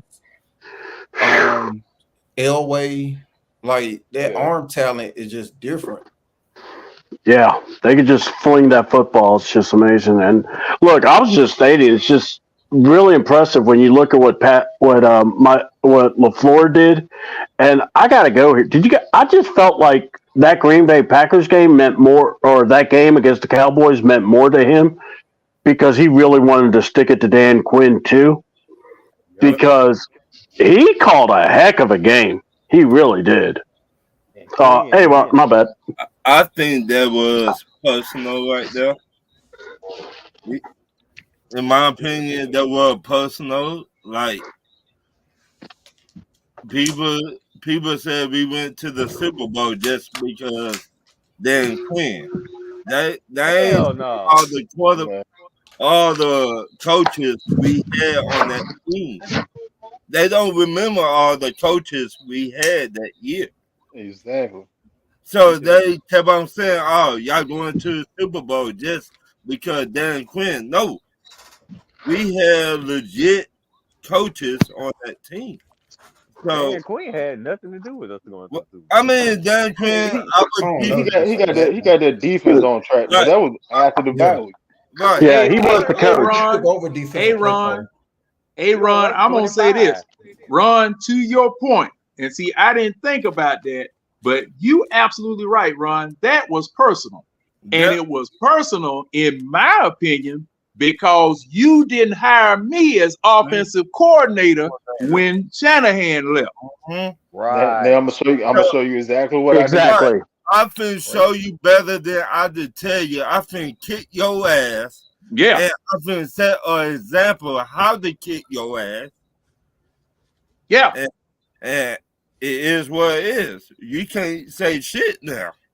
Well, if anybody could do it, it'll be somebody who coached with him. Right. Yeah, that and Keely, that's right. Because he practiced against Dan Quinn's defense all the time. And he knew what he was gonna do. Right. He knew Dan Quinn like his zone. Mm-hmm. Mm-hmm. See how that thing come back on you? See how that thing do? And not just that, but if you saw the way that defense play, everyone talks about Dak did a bad job. Dak didn't start great, and I'm not a Cowboy defender. I'm going to say it, but that defense played horrible. They really did. It's like you can't stop the run. Yeah, you couldn't stop the run. You couldn't stop the. That's been the biggest issue for the past since Dan Quinn been there. They can't stop the run. The problem want to beat Dallas, run the ball at him. Right. Sit there, isolate Michael Parsons, run straight at him. Right. Either run straight at him, Parsons, or go in the middle. Dan Quinn, he got so many jabs. He ain't know at halftime. Oh, I finna change it up. He ain't know that because I got my ass whooped in the first half. I'm not going to change it up. I finna keep on doing what got us here. No, you need to change it up now. You got to adapt. So I forgot what analyst was in Atlanta. I forgot what analyst was talking about it on ESPN today, but they had an inside track on the Cowboys, and they were saying that a lot of the defensive players tapped out because of Dak. Right. They said that they had issues. They've been had issues with Dak. They want to support him like he's a good guy, but they just feel like he's just so fluky. And so y'all remember in preseason when Trayvon Diggs was cussing them out? Yeah. I'm a bitch ass nigga. Yeah. So, red. It was in training camp. Yeah. What, a bitch ass naysayer or what? So now what was that? Keely, what were you saying now?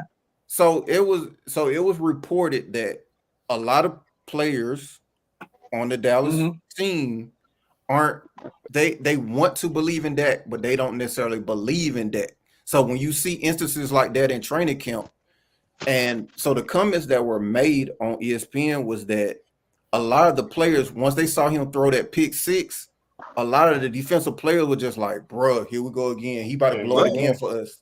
And they just kind of mentally just tapped out because they knew that Dak was going to blow it again. So I call him Matt Ryan Jr., me personally. God. Thank you. Because because he'll throw for 5,000 yards in the regular season. And then when you get to the playoffs, it's like, bro, where's the energy, bro? Where's this 5,000 yard, 3 touchdown a game energy at? And he played Dak played. He bounced back in the second half, but it was too late then.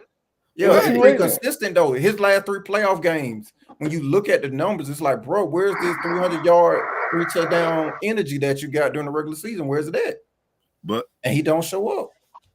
Keely, it go back to what you said a couple weeks ago. Some quarterbacks got it and some don't. Yeah. I call him Matt Jr. I think he just a seasoned quarterback. He do good in the season. A regular season quarterback. Yeah, regular season. Okay. Quarterback. Oh, okay. Then when I go up against the 49ers or Green Bay or Seattle, I will shit on myself. And that's what he do. He shit on himself. Not keep it 100. Because whoever was on my page this week saw that I posted Dak play like Matt Ryan, and when the playoffs start, I see why. I see now why I got a lot of likes. I put this right there. For to get the most out of Dak, you got to put Dak in a situation where he's not the game ain't on him. He's not your primary source of offense. He's a game manager. He's not a dynamic player. There's a difference. They're calling the game like he's a dynamic player, like he's Patrick Mahomes or something. He's not going to do all that because he can turn the ball over. Right. You got to let him. You got to make him. As long as he hit the layup, little cheap shots here and there, go big every once in a while. That's how you call the game win. They need a running back. They need an actual running back that can produce. Now, if Dallas took it and went and got Derrick Henry, and like Derrick Henry get his carry, and minimize Dak, take Dak from throwing 30, 35 times down to about 25 times a game, shit, it wouldn't be nothing you could do with that. I'm gonna be honest with you. But Dak, no, he can't. Because he ain't got no way to go get a quarterback. No, I'm saying Derrick Henry. I'm saying I agree with you. That That's what I'm saying. I mean, if they go get a Derrick Henry and he minimize Dak throws, Dallas would be an issue, like a legitimate issue. But as long as Dak is running as an opposing team, you know that you always got a chance. The same is Dak is just like playing Ritter. You know you have a chance. All you do is sit there and put him on the heat. He can turn that ball over. Now Winston, wasn't he having that same type of problem when they had what's his name at running back? Ezekiel Elliott. Zeke. Yeah. You know when they got the best out of that when Zeke was the focal point of the offense. Okay, when Zeke was the focal point of the offense, like his rookie year, and Dak ended up winning Rookie of the Year, which he robbed Zeke because that should have been Zeke award. But when Zeke was the focal point of the offense, his first 4 years before he got his extension, that's when you got the best out of that because he won't turn the ball over like that. But then when they ran Zeke into the ground, he started declining and they started upticking on Dak throw. Now you see exactly who Dak is. Well, you know what? That's kind of like Matt Ryan because see when Turner went when we lost Over Mahaley, and see that was the biggest loss when we lost Over Mahaley as that blocking back.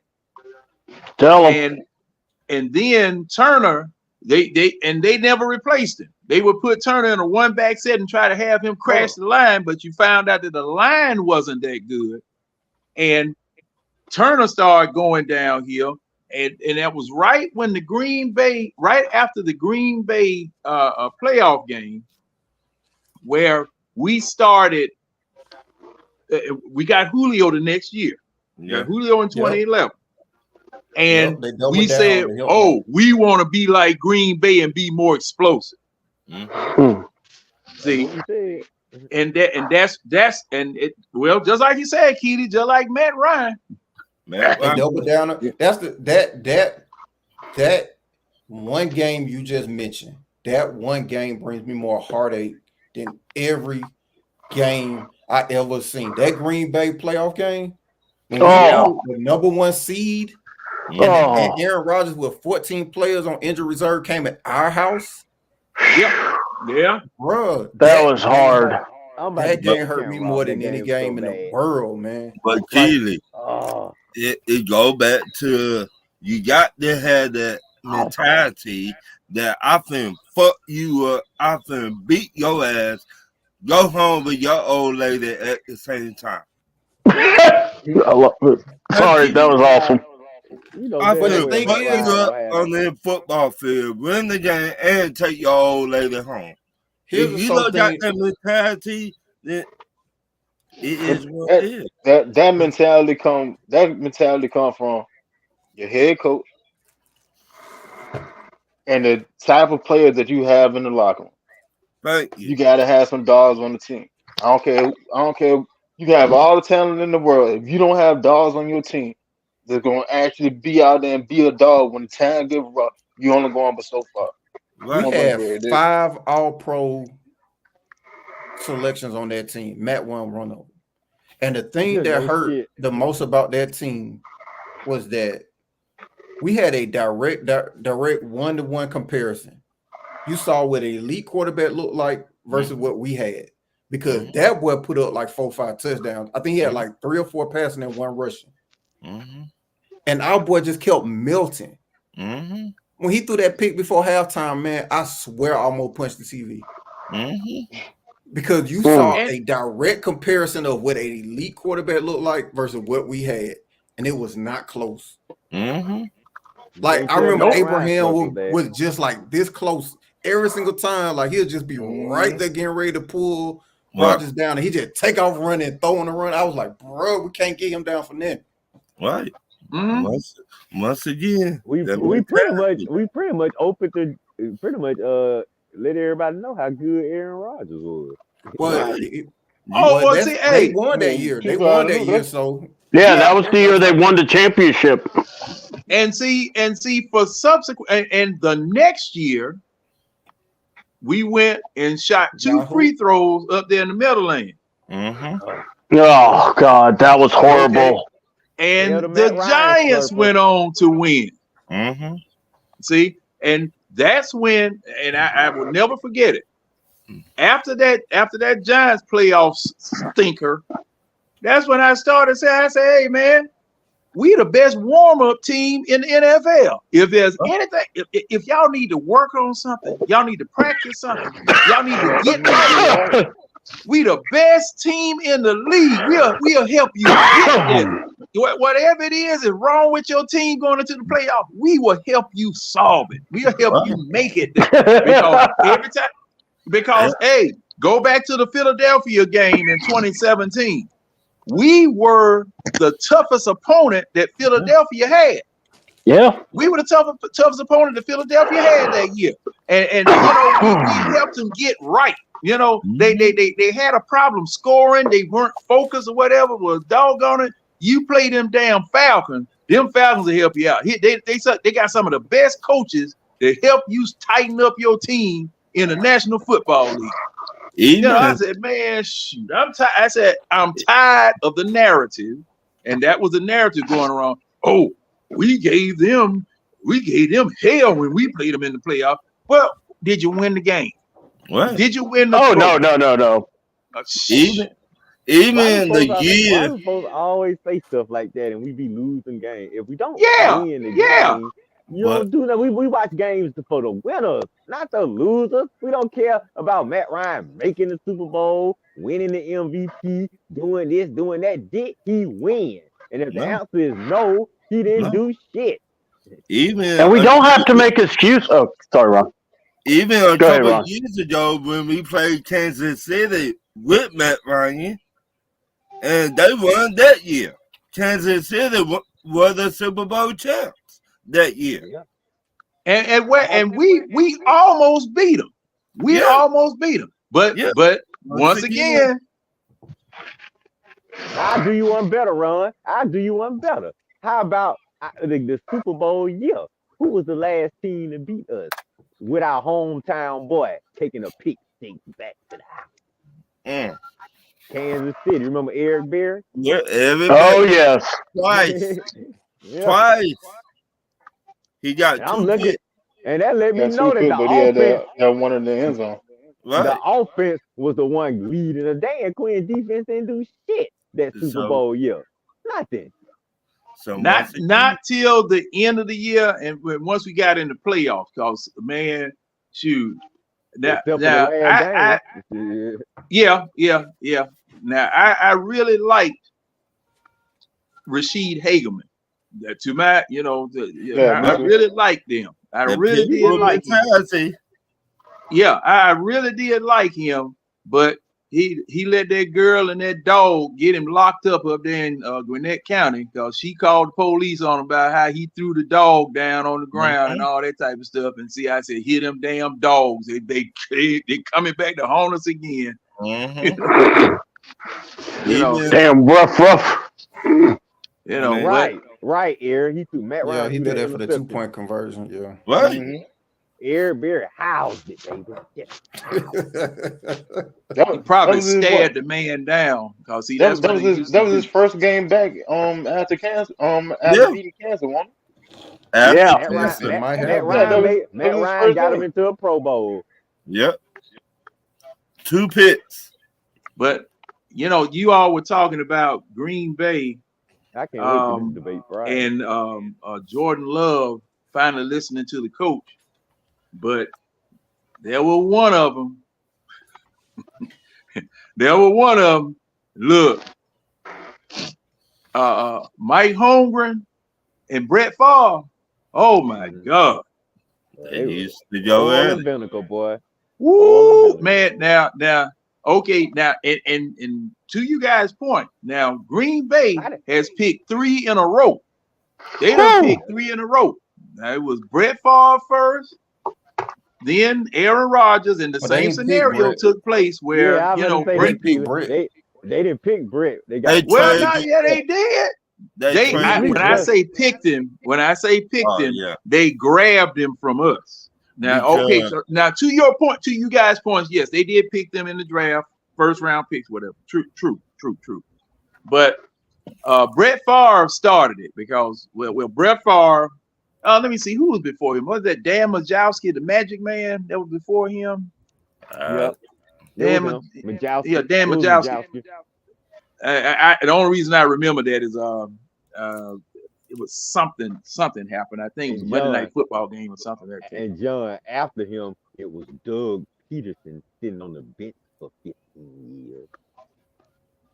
After who? After Majkowski, because the Packers, they actually drafted Peterson. They drafted Doug Peterson.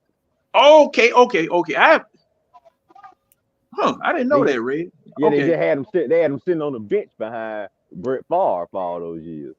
Oh, okay. And then, and when they drafted Aaron Rodgers, Doug Peterson just got knocked out, forgotten about or whatever. I think he had already retired by then.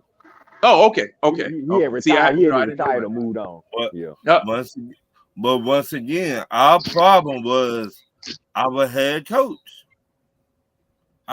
If you're going to trade Brett Favre to the Green Bay Packers and not re-sign Deion Sanders, what that saying about your head? I don't put that on Glanville though. Yeah. Ron, is this story keeps circulating around about the Gold Club and drugs and craziness that was going on. That folks had I keep hearing it. What I want to see the movie. Well, I don't think Glanville was still here when Deion left. I think with June Jones. Glanville was still here. You're right, Keelan.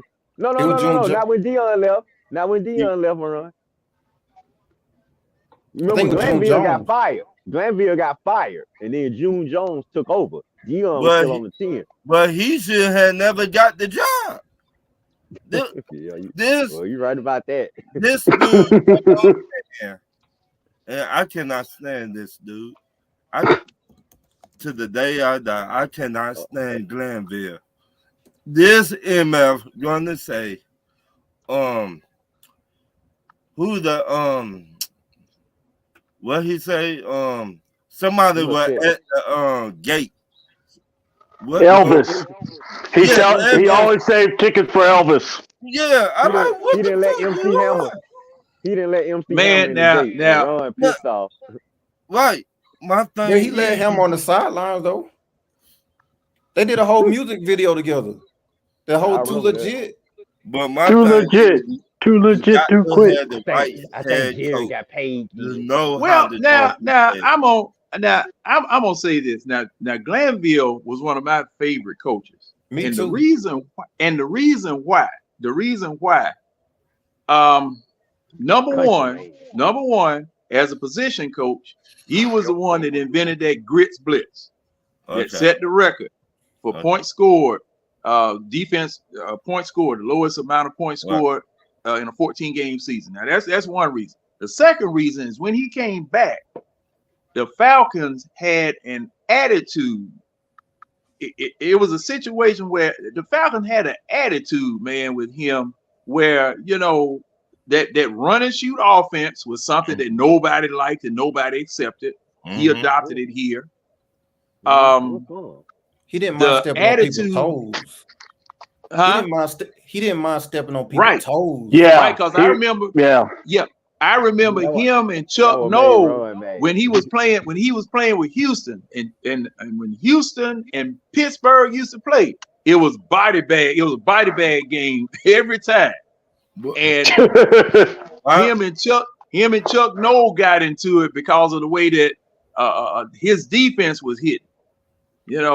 And when he came here, he brought that same type of attitude. And there was a lot of things that were done here that were way ahead of their time. And there was a documentary. There was a documentary. I keep saying the same thing. Documentary. Hooked on phonics work for all of us. You got this, John. Oh man, I froze after pronouncing that word right, because I think it was.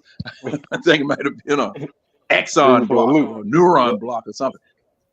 At any rate, that show came on and was talking about what all we were doing then back in 1991 that they're doing now, where you had entertainment on the field like that, because really now Glanville was a Travis Tritt fan. He used to have Travis Tritt on the sideline. He used to have stuff going on, all that type of stuff, and I kind of liked him because of that. And his downfall was the fact that he had him and the general manager were fighting. All the time. They were fighting, and then you had Taylor Smith, who didn't know nothing about football. I just say that he didn't know anything about football, just like his dad, Rankin Smith, and he had to mediate between the two of them. But so Glanville, like Keely said,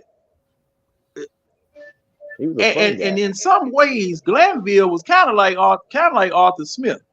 But not as obnoxious. I think he was more. He had a better rapport with the public though, and the media though. He did. Winston was talking about when the last time we had an identity, and that just made me think of that. Glanville was probably the last time we had an identity. Yeah. Oh yeah. The man in black. The whole team took on Glanville whole attitude and identity. Like that might have been the last time. Like how when they was talking about that playoff game where they almost lost it because like every time they got a turnover, they were lateraling. Yeah, they kept lateral until they scored. Yeah, but instead of taking a knee, they kept on lateraling. My whole thing. Wait a minute, did we have an identity when Vic was here? No, we had Vic. No. I guess. Wait a minute. Wasn't Vic the identity? I was just asking. Well, no. It's a legitimate question because couldn't you say to a degree that Vic was the identity? But it was a team identity of an individual player. No, but that's individual. Right. Well, yeah, I know, but we fed though off the hype. It was the Michael Vick hype, and everybody that was like around the team. Well, so what I'm saying is, were we an aired out offense or? When I talk identity, I'm talking about like, all right, when you go play, you playing Pittsburgh Steelers, you already know exactly what you're getting. Oh yeah, a tough, hard-nosed defense, a hard running game. And they can make a couple of passes. They got a playmaker outside. That's always been their identity. They got a hard-nosed defense. They got a back that's gonna sit there and bruise you up, and they keep a playmaker outside, either outside or at the tight end position. It's one of the two. Okay. You already know that, and it's been like that for decades. Same thing with the Ravens, right? But with the Ravens, same thing. Tough defense. Run game. You already know what you're getting into. Okay, well, I think the Falcons. I think our identity before Nielsen came. I think our identity was offensive skill players. I think skill players. I think we had identity for having some maybe independent skill players and good pieces on offense. It was definitely an offensive identity. We Finesse. never I don't know. we ain't had Because no defensive identity. The offensive style keeps switching. That's why I say we didn't have we don't have an actual identity as Atlanta Falcons organization. I see what you're saying. You're right. We started out ground and pound when Matt first got here. We was right. Exactly. We were ground and pound. And then then it went to let Matt throw the ball. And then it went to limit his attempt. Now Ron, cause see now okay. Ron, went to Winston point. You say Pittsburgh keep the same identity year in. Well, okay. Now, Ron, this was me and you about Glanville. So you had something else you want to say about Glanville? Yeah. Because see now the rest of the panel made me think about something. But go ahead, Ron. What were you about to say? My thing is, if you draft somebody, and we were losing at the time, we got Brett, aka Favor, what the commissioner called him.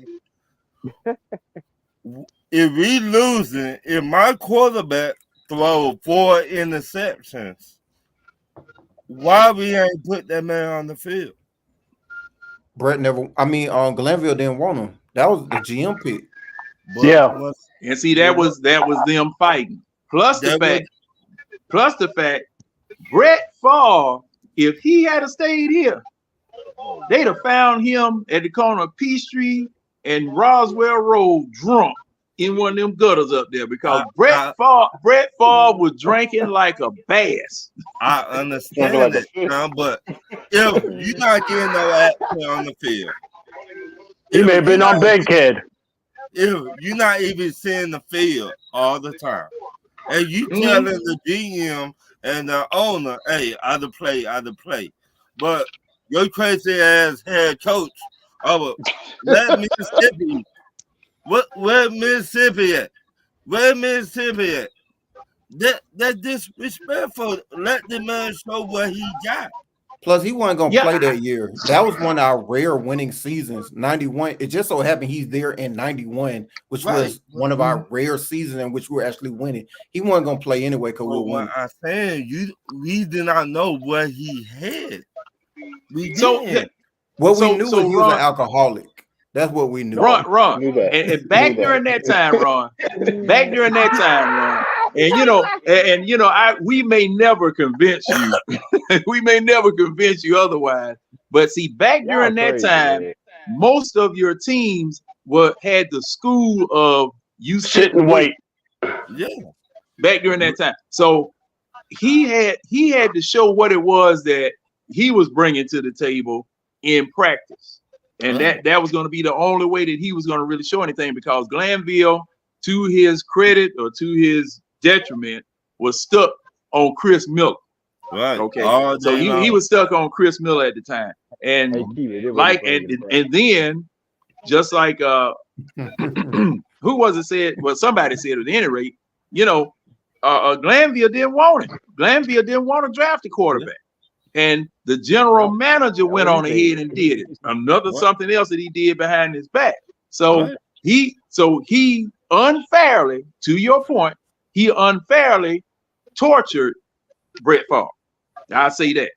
And the alcohol part of it was just a good cover excuse because Brett Favre, to trade him. Matter of fact, didn't they take Brett Favre? Brett Favre had a major operation while he was in college. Took his stomach or his intestines or something.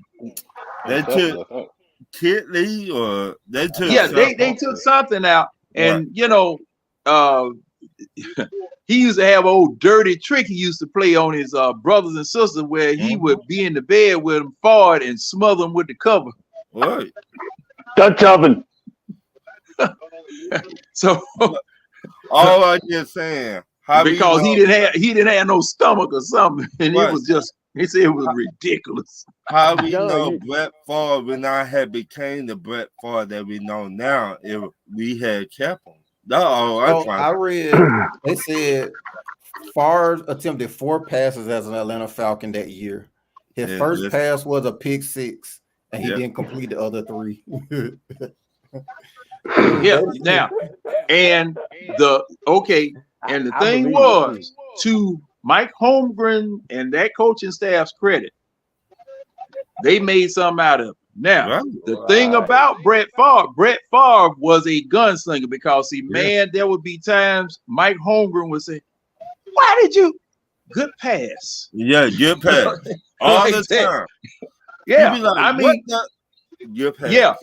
Because, now Brett Favre, if I'm not mistaken, had as many touchdowns as he did interceptions, or he had more interceptions than touchdowns. Because I mean, he was even when he went to Minnesota. When he went to Minnesota, he was doing the same thing. Yeah. And to his credit, he did get Minnesota to the Super Bowl.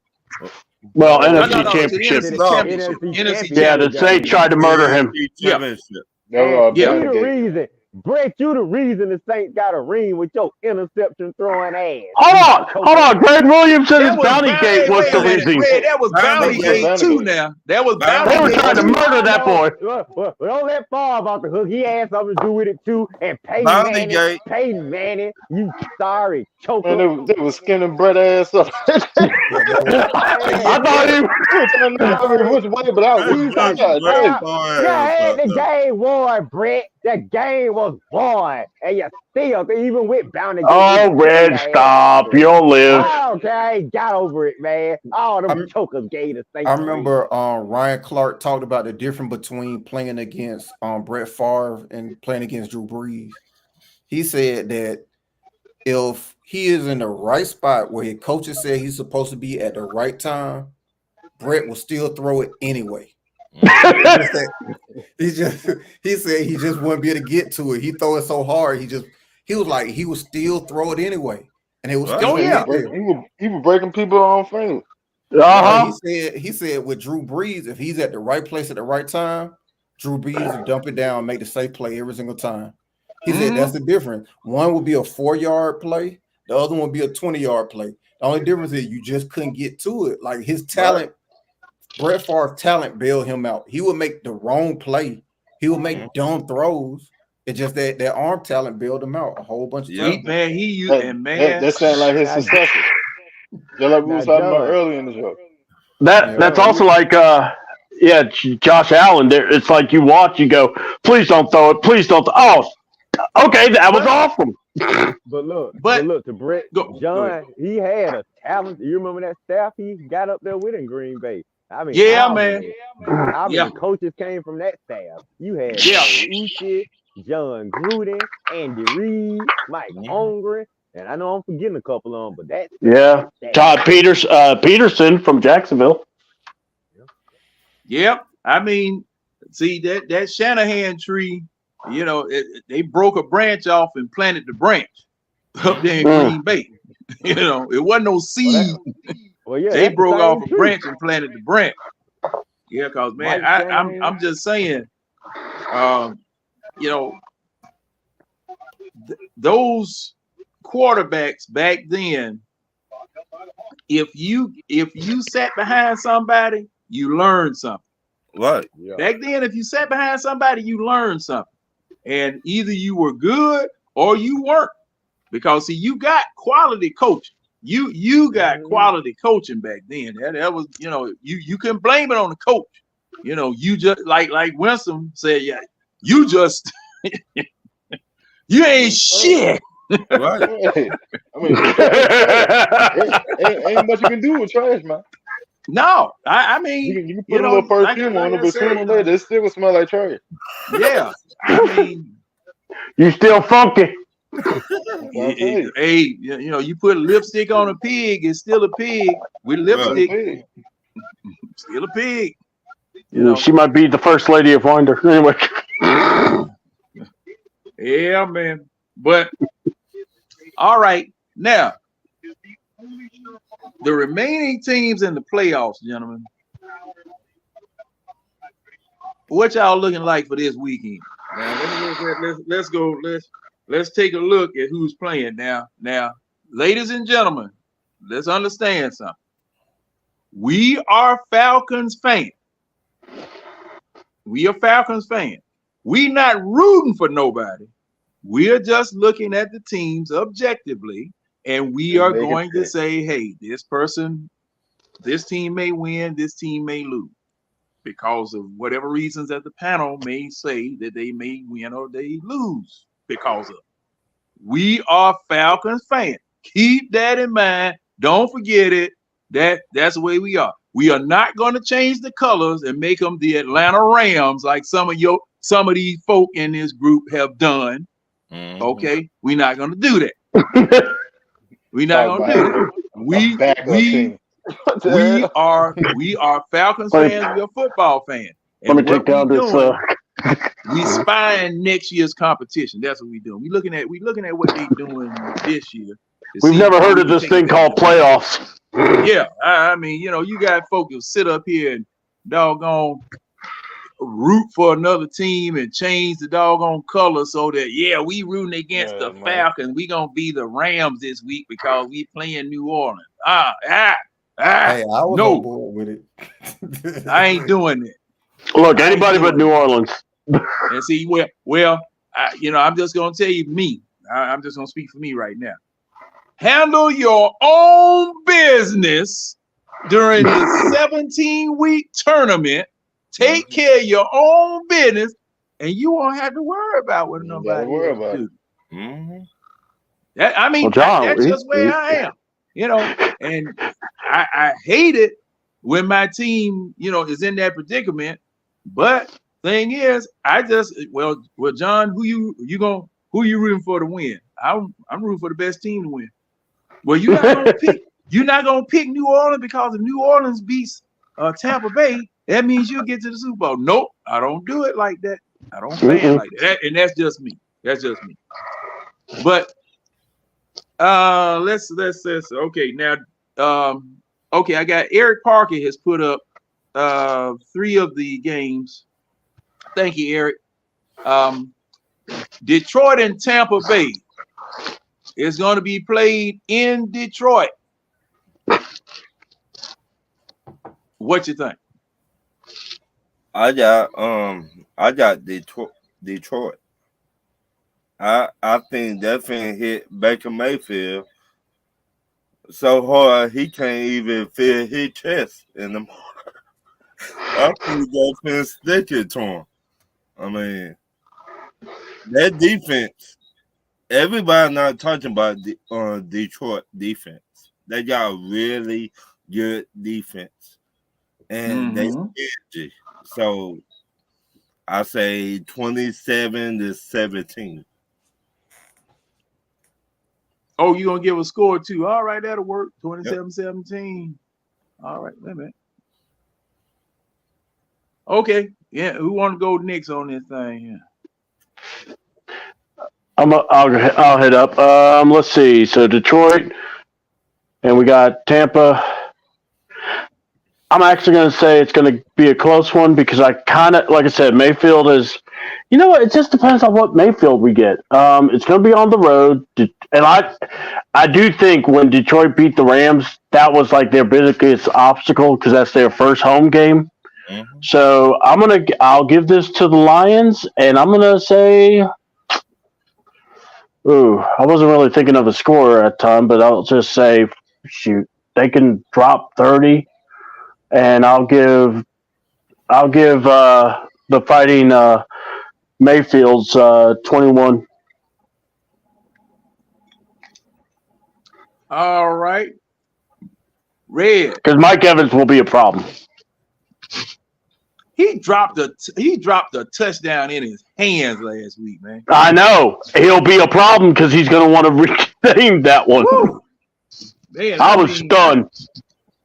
I mean, hit him in the worst possible place. Both his hands in the right where the marriage line is. Hit him right there. Hit him right in the marriage line. Hey, you see, mine don't even make no M. Thank God. At any rate, Red, you next. What you think?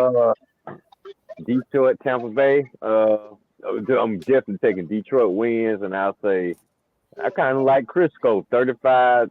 I won't give Baker 21. I'll say 35-17, 2 touchdowns and a field goal, and then Detroit say that's enough. This is our party. You're not hating on our parade, Baker. Time to go home.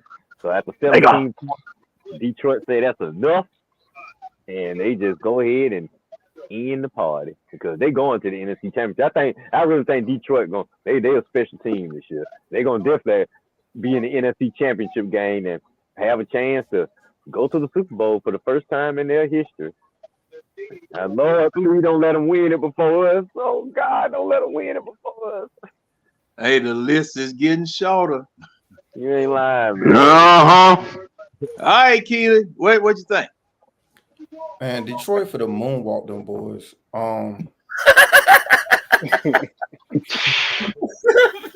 Not even going to argue that line. I'm down with that. Moonwalk. They for the it's gonna get real perverted up there in Detroit. It's gonna get real nasty. The necrophilia is going to be on. Yeah, it's gonna get real ugly. You're gonna have to put your hands over your kids' eyes like can't watch this. Oh yeah, they could start talking trash, but if he keep quiet, they might hold mercy on him. Man, why he gonna talk trash? I put it like this: if Tampa doesn't calm that crowd down and take the crowd out the game within that first quarter, man, you know how hungry Detroit being for this. Mm-hmm. Man, they gonna come in kind of like us in 2007, in 2016. They kind of like us. Yeah, and just imagine what that Green Bay game sounded like once we got that playoff game. Man, just imagine what Detroit. I still look at videos on YouTube, man. It's certain videos you look at YouTube, but that little moment in Falcon history, they got us looking. Oh, I mean, fans in the state. You ain't never seen the Georgia Dome be that live. Man, they had a playoff. Their last playoff win was 30 years ago. That's what I'm saying. Bro, they gonna be dancing. They gonna be dancing. Yeah, and don't let Eminem be there again. And he'll be there. Yeah, everybody gonna be there. Don't let San Fran blow this game to Green Bay, and then it's Green Bay and Detroit for the NFC Championship game in Detroit. Oh my God! But I put like this. That's kind of what I want. I think that crowd gonna be real. That crowd gonna be very similar to how we were, and if Tampa can't take that crowd out the game, they gonna get so much momentum off that first quarter alone, in my opinion. Yeah, go boat race. It's gonna be a buzz. They run into a buzz saw. Ain't that what Mike McCarthy said after the game? He ran into a buzz saw. How you run into a buzz saw at your house? Some people just got your number. That's what he said after he came when we beat him in at the Dome. When we beat Green Bay. Yeah. Okay. If you come in the house with a buzzsaw, we ran into a buzzsaw. if your pockets wasn't checked before you came in the house, you brought your money. Julio was carving. What was that number for Green Bay? Number 36. His ass was getting carved up, boy. By Julio, by everybody on that field, boy. Matt was eating them. These were the good men. Matt was eating them alive, man. But what Julio did to Buddy was perverted. That wasn't fair. Cause Buddy, there's no way Buddy should have been covering Julio and following him that game. He retired after that. But like Cat Williams said, he should never been talking shit though. Brother was talking shit. He wasn't ready for that moment. He wasn't ready for that moment. Well, hey, a lot of times moments are thrust upon you, and you either sink, or swim, or sink. Right. You know, and because see, you know that's why. If you look back and look at people who go to the Super Bowl, sometimes at the beginning of the year, they weren't projected to go, but they find themselves there. Mm-hmm. They just find themselves there. And if you built right from the floor up and don't have that many flaws or whatever, yeah, you can win it. You can win it. And you know, everybody lauds your building process. Well, how did they build a Super Bowl team? They didn't know they had it. It's just like shoot. I mean, New England, Tampa Bay, especially Tampa Bay, even with Tom Brady. Did they really know they were going to the Super Bowl that year? No. Come on, the first. They knew they had a shot. Yeah. I mean, you talking about the first? No. Yeah. When Tampa Bay, when Tom Brady came down here to Tampa Bay, his first year in Tampa. Yeah, first year. Yeah, that first year, yeah. That was the plan. Think about it. Like Gronk the came year out of before, retirement. James like, Winston they were loading up 30 and 30. Yeah, they were. Now they did load up. Wait a minute. Did Gronk come at the beginning of the season or during the season? At the beginning of the season. Beginning of the season. Oh, okay. Yeah, okay. They loaded up. He was hurt. He was hurt the first few games, I think. Was he? I can't remember off the top of my head about that. He didn't play. But that Gronk don't play every game anyway. Plus, I mean, your boy Brady put up 40 TDs. He threw 40 TDs that year. With the Tampa team? Yeah. But he did something that Arthur Smith was trying to do, depending on the running game. They did that. Yeah. They ran the ball when they needed to run the ball. Fournette. Yeah, Fournette. Right. Trying to think of the other guy, because wasn't there two? It was two of them. Yeah. Man, when I look at Tampa Bay, you know the running back that come to mind whenever I think about Tampa Bay? Mike Allstott. Yeah. Oh. Ooh, wait.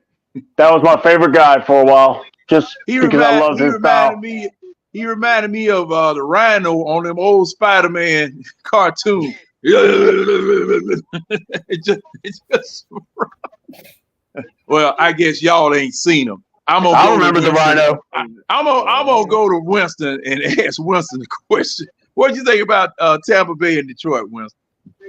Cause obviously nobody ain't looked at them old good Spider-Man cartoons. I remember the Spider-Man's there, man. Come on. You know I've seen them. That's all. They got them on Disney Plus. You can watch them whenever you want to. Got them on what? Disney Plus. Oh hell! Wait a minute. Before you answer, Winston, man, he done brought up something. What about them old Fantastic Fours? Yeah. Probably on there too. Yeah. If not there, it'd probably be like Cartoon Network and stuff. No, Cartoon Network, they carrying all that junk the jokers be drawing in elementary school. The joker's head don't be looking right. It looks like a bad drug experience. Every cartoon they have on there. You might have to go to Tawwk for the Fantastic Four one. But I know, man, I got to find it. But hey, sorry, Winston. Go ahead, sir. Hold on. Now they don't have the old Fantastic Four cartoon. They got the old movie. Yeah, man. They got a couple of cartoons, but I mean, they ain't the old original junk. Yeah, they ain't the old Cartoon Network that used to show that. But what you think about Detroit and Tampa Bay, Winston? I got it closer than a lot of things. I got the Lions won at home, 28-24. Wow. I got Mike Williams, Mike Evans probably put up about 2 touchdowns. White get a touchdown, they kick a field goal. But no, matter of fact, Mike Evans gonna put up 1 touchdown. Chris Godwin gonna get a touchdown. And yeah, White will get a touchdown. So 28-24. 3 touchdowns. 3 touchdowns in the field goal. Oh, okay. You did say 24. Yeah, 28-24 line. It could be a close game, but I think the Lions will pull it out at the end. The Lions, man, they better not don't fuck around with Tampa. Letting them hang around now. Like he was saying, it'll be better if they pull away early and keep the crowd too. They're gonna have to. The only way Tampa gonna end up winning if Tampa get on the board first and get like a 3-and-out, and they score again. That's the only way they're gonna beat them. But if they sit there and just exchange the score, Tampa gonna end up losing. So you said they start out 10-0. Tampa got them. Yeah, if they get about 10 zip, Tampa could beat them. Yeah, you But gotta take that crowd if they out. should go 7-7, They better not start panicking because old dumb Dan Campbell, he gonna do some stupid. I don't want him to do no stupid shit in this game, and then they would be talking about after the game his dumb move instead of the game because he done something dumb again. So that's why I don't want it to be close because Dan might do something stupid that costs the Lions the game. Oh man, they'll find him. I'm telling the truth, Brian. You know that man. Dummy. Yeah. You know you damn panic when the game get tight. He's good. He's good when it's a blowout or when he can front run. But boy, if that game close, he's the type of guy that start unloosening the tie. Got unbuckle his jacket. Got to start scratching. All up his back and stuff. Like, oh Lord, man, that's what I'm saying. I see Bowles. I think Bo's a little more experienced. He might be a little even killed on the sideline with a close game. He's been in so many close games, he don't lost most of them, but at least he more experienced in the games. He won't start nutting up. Campbell, man, Ron, you know he gonna start nutting up. If it's a close game, he might do something dumb like go for it on your side of the damn 50-yard line, and then. Like you say, golfer coming there all panicking and make a stupid ass pick six, and you see Antoine Winfield doing the Dion pick sixing in the end zone. The Lions fans all worried now, getting scared, talking about, oh man, it's the same old Lions again, man. We worried. We just like the Falcons. No, they're actually winning. I knew you were gonna angle around to that. I told you, John. I told you. I knew it. Look, I saw that car come around the curve. Okay, now Red. Go ahead, my bad. No. Hey, well, since you talking, what about Kansas City and the Bills in Buffalo? That might be a little better one, but. I'm still riding with KC. Mahomes, he that one quarterback that can flip the switch when the playoffs start. You're going to have Tail in the house. You're going to have wannabe Tail in the house. That's Miss Brittany Mahomes. You're going to have them doing swag, swerving up in the Bills, luxury boxes. So, like I say, they're going to turn that place into a mini Kansas City. And they ain't worried about the chill factor because they just beat who did they beat in their place? Miami. They beat Dolphins down there, and it was negative 20 degrees. So whatever cold Buffalo got to offer, KC ain't gonna be worried. And I still think Josh is a little mental when it comes to the Chiefs. Still ain't beat them in the playoffs yet. And now you got them on your turf. And once again, Ron, here we go. Somebody doing stupid shit. Game get tight. Josh gonna start unbuckling his jacket, unbuckling his chin strap, asking the coach to scratch him right in the middle of the back.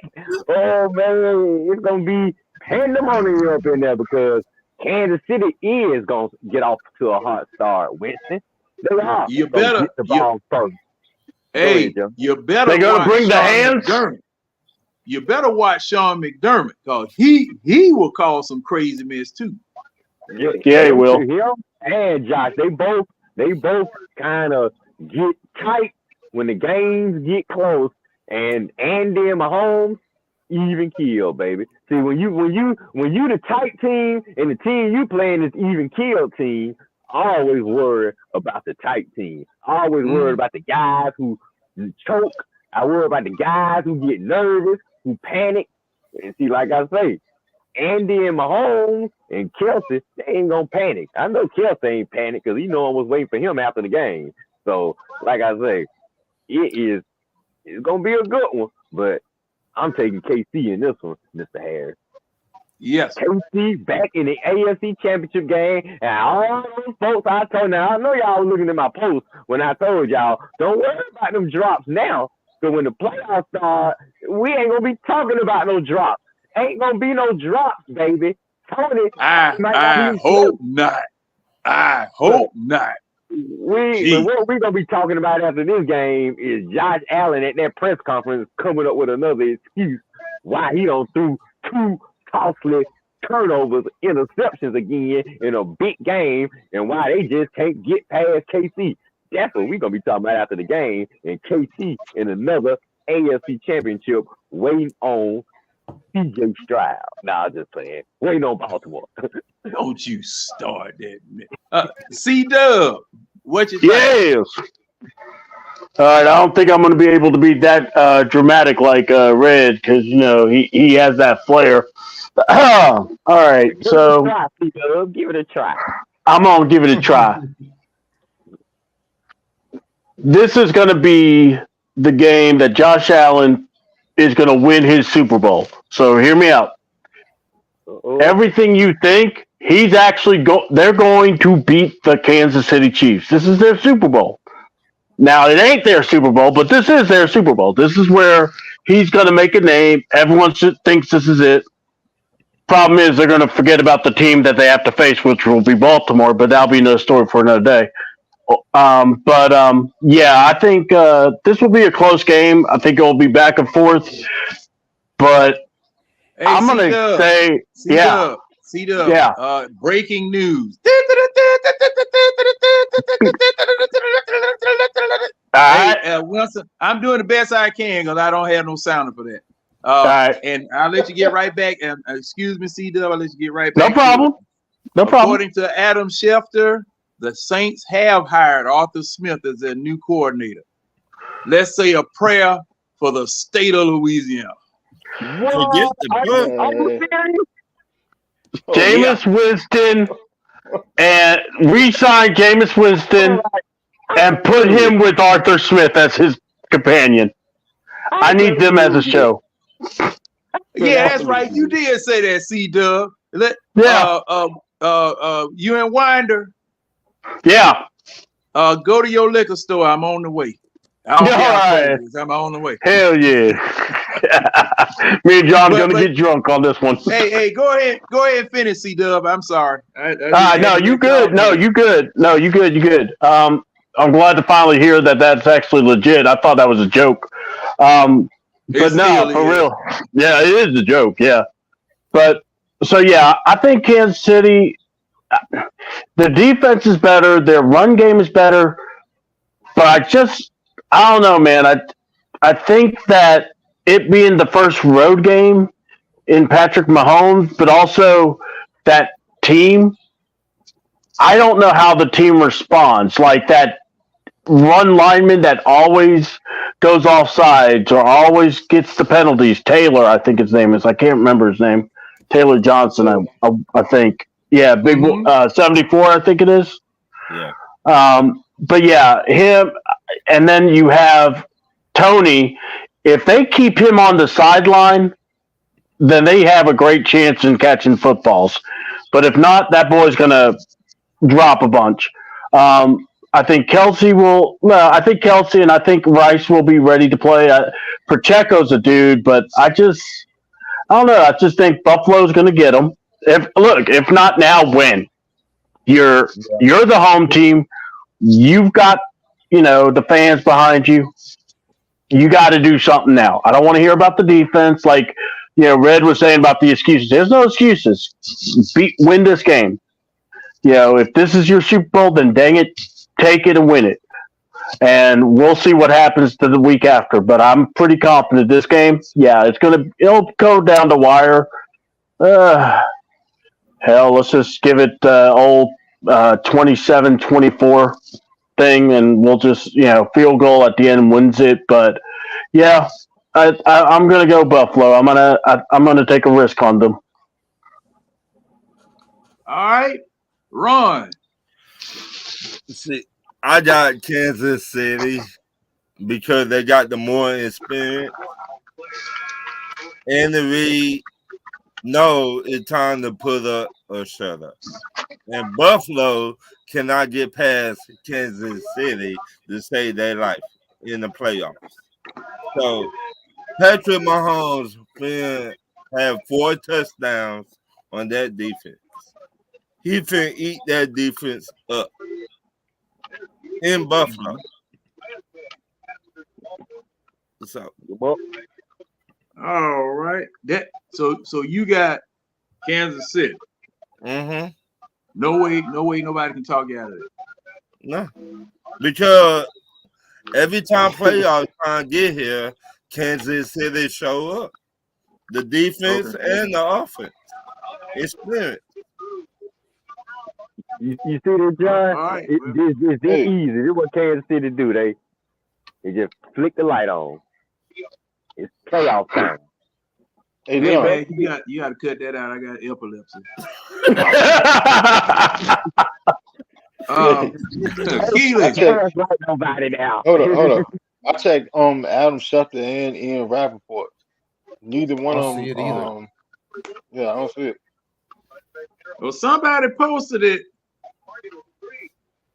and I hope I ain't seen nothing on no fake site or somebody just stuck something up there. That's where Tidy is saying. He says probably a fake Schefter account. It was a joke started by a fake Schefter account.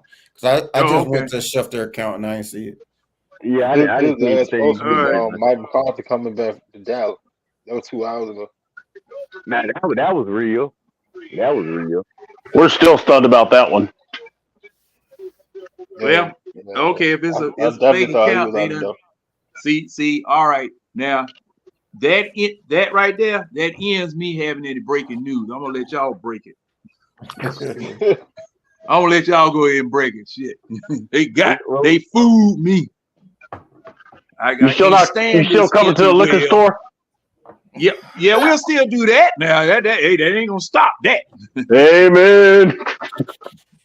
All right, Keita, what you think? I think y'all thinking this is the old KC team that y'all used to. I'm taking Buffalo. This ain't the same Kansas City team. And if Buffalo don't get them in their house now, they ain't gonna never get them. Because this is probably the weakest KC team I've seen. And I get people talking about this experience and stuff, but Kadarius Toney ain't like that, and these receivers ain't like that. These boys if they dropping pass, they gonna fold. The only person I'm worried about is I just don't want to see those boys panic on Buffalo. Like I don't want to see Diggs melt down if it don't look right. Yep. But other than that, man, if there's ever a time to get them, this is the time. This is the weakest Kansas City team we've seen thus far. They panicking, Roman. They panicking. And those Kansas City receivers, they ain't proven. The only one that's proven over there is your boy Killer Trav. Other than that, everybody else ain't proven, and they look shaky. So I think people give them credit for a warm Miami team coming to Kansas City when it's real cold. That's give me Buffalo. All right. I will be hunting you two down when KC win this week. You ain't Chris. You. No, that's fine. Right, Winston, you up? Yeah. While Red collecting betting money, Winston, you go ahead. I'm telling you, like you said, man, like Kansas City is not Kansas City of old, man. It just ain't. They took steps along with their defense, but the offense is great. Buffalo gonna win this one. I got Buffalo winning about 34 to 28. Oh, I got 18. No. 34. You said 34-28, Winston? 34-28. I got Buffalo winning this one. Now, okay, Winston. Now let me ask you this. Now, you remember that weather report I just read off? Mm-hmm. Now, if they gonna be flinging it around the yard like that, I mean they did last game. Yeah, I mean, yeah. Okay. I mean, both teams do it. I'm just saying. All right. Whew, man. Okay. Yo, we talk. if there's a quarterback that can get it through there, hey, you talking about the two that probably can. Yeah, true. Now Josh Allen throws missiles. I mean, it's just straight. Okay, now Baltimore, Houston. Now you guys said something. I think it was C-Dub and I think it was C-Dub and Keely that was saying that this was the best shot when we were talking about the previous game. This was the best shot for Josh Allen to go to a Super Bowl.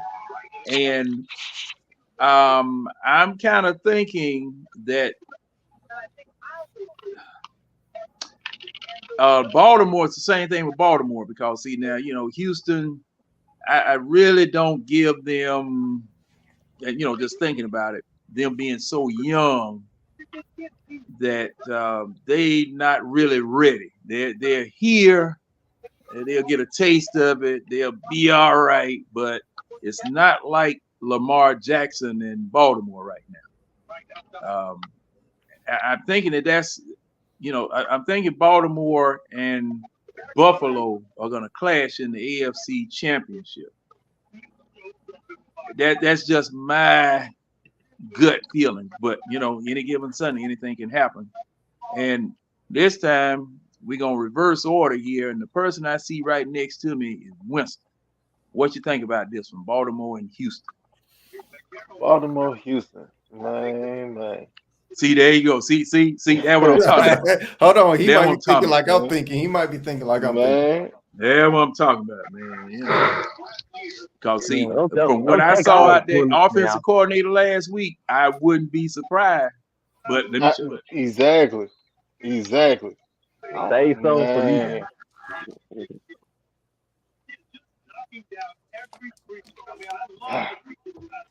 And Ray Lewis retired now. Remember that. Yeah, but he got Patrick Queen though. And Roquan Smith. UGA, Roquan. UGA. Damn. Not Oregon. You know what? Stop laughing, man. You know how them does go. Look. So I'm gonna go.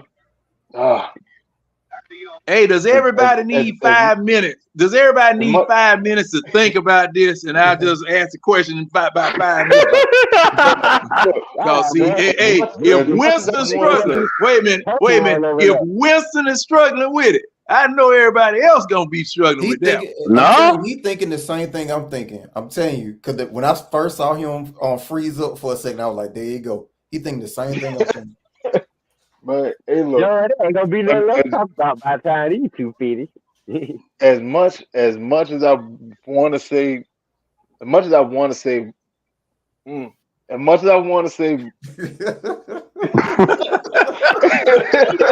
say it with your chest. Man, it's hard to say with your chest. Put them chains on them tires and get out that hole. Put them chains on them tires and get out that snow. I ain't thinking with that hard a decision. It kind of is though, Red. It's harder than you think it is. Put it in 4x4. All right, look. My heart is telling me Texans. My heart is telling me Texans. My mind is sitting there telling me Baltimore. My heart is telling me Texans though. My mind is telling me. I'm going Baltimore. I'm gonna go Baltimore. Only because they got an older team. That's it. They got more experience. That's the only reason I'm going Baltimore. Because Texans don't have that experience, this playoff experience yet. They still young. But I put it to you like this: if they were playing in the regular season, I would say Texans. If this was week 17 or week 16, I would say Texans. Okay, now I'm gonna make it. Hey, Winston, I'm gonna make it hard for you. Will the bye week hurt Baltimore? I knew I'd get it. I knew I'd get it. Cause that week layoff normally now. I would say yes. Normally I would say yes, but Baltimore is able to run the ball. Your run game is your run game. If you can run the ball, you can run the ball. It don't matter what's going on. So you can run the ball enough till the passing game wake up. But man, I think Lamar had to have one of them Superman performances for them to get this W. Lamar had to show that he's the MVP. Now just take a deep breath, Winston. You just take a deep breath, because I know that was taxing. And Keely, you next up, Keely. What you got? So essentially, basically, my heart says the Texans, my mind says experience and the Ravens. However, it reminds me of when this season started, because I remember I was on this whole CJ band, like I was a CJ cheerleader, like, hey, CJ gonna ball. Then he had a rough preseason. And then week 1, he went to Baltimore week 1, and he was throwing darts. I was like, oh, okay. He official with how he was balling against them, right? Now, that CJ week 1 in Baltimore is a whole different CJ than he is now. Right now. Yes, sir. I'm telling you, I think so the question is, do I go up my heart or my head? And I'm gonna take it the opposite direction, and I'm gonna go with my heart. I think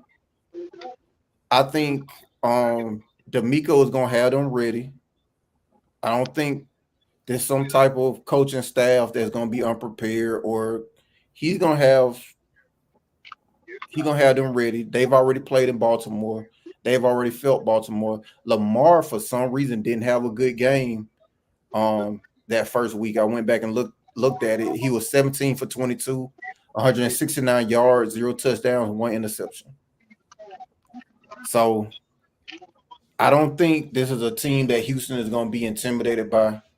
And I'm going to go with my heart. And I'm going to say Texans pull an upset. All right. Woo-hoo. Okay, now that you said that, Wallace has said the Texans is a different team outside with the well elements. Now, I gave Winston, and I would agree with Wallace.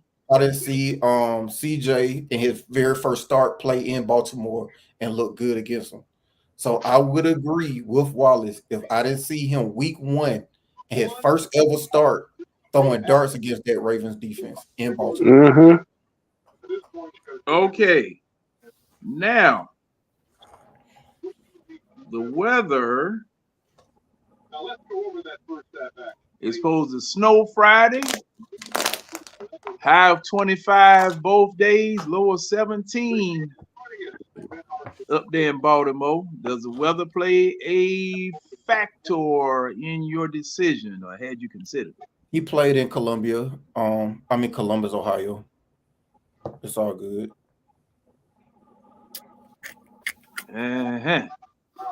Okay.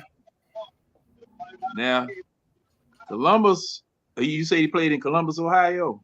Mm-hmm. Now, do they have a harbor in Columbus like that wind coming off that harbor in Baltimore? I'll say this: it ain't Atlanta, Georgia in December. I mean, it gets cold. Yeah. Cause see, all those cities by that water, whether it be the lake effect or whether it be the ocean, that's another category of cold. I don't know, I felt a little bit of it from time to time, but okay. Well, you rock solid in your decision. I'm gonna move on to Ron. What you think, Ron? I got Houston, and the reason because CJ Stroud having the best year of his football career. I mean, he about that life. He about that smoke. And I think he can bust Baltimore ass wide open. In Baltimore. No ifs, buts about it.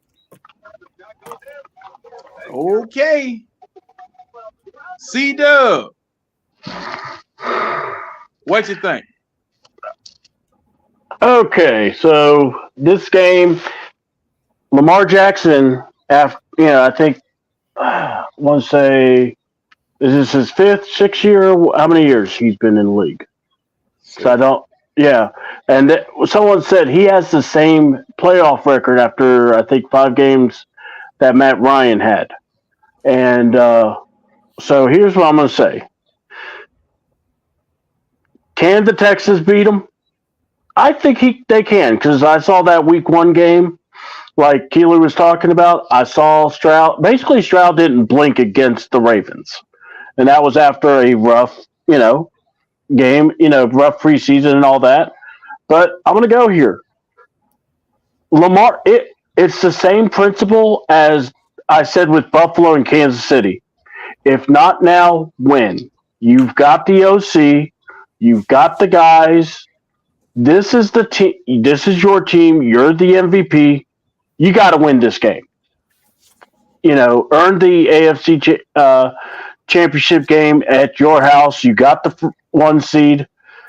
Do I think the Texans can beat them? Yeah, I think it's possible, but I'm gonna bet on Lamar because he is the MVP. He'll be the MVP, and not just that.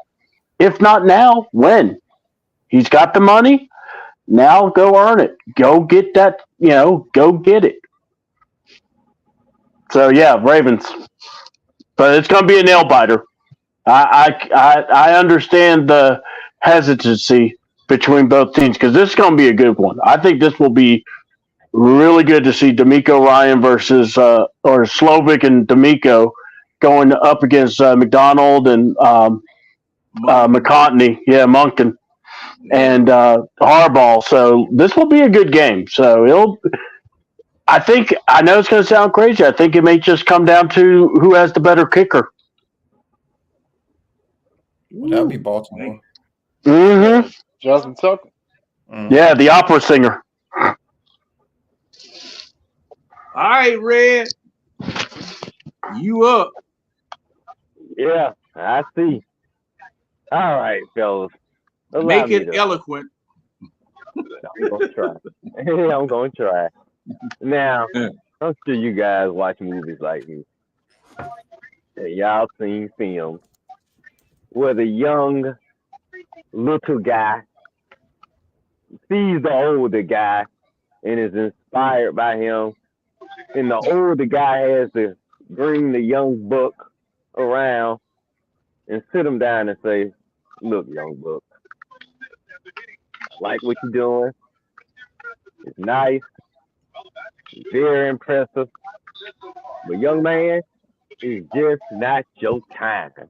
Okay? And that's what Lamar has to tell a young CJ. It's just not your time. It's my time. It's Lamar time. You understand? And CJ, I want you to go sit down on the bench and watch the older buck show the young buck how to do it. And CJ just sit there and eventually be smiling in awe and with envy, looking at his older guy showing him the ropes. Because Lamar is going to teach CJ a young lesson. Like CJ said, no, like Chris said. Sorry, Chris. Okay, you name. Damn, you don't tell my government name. Yeah, C-Dub. You just said C-Dub on the other. Okay, but like C-Dub said, if it ain't gonna happen now, when is it gonna happen? Okay, you got home field advantage. You got the OC. Finally, Lamar has proven that he can pass in the pocket and outside the pocket. He's really become a full dual threat.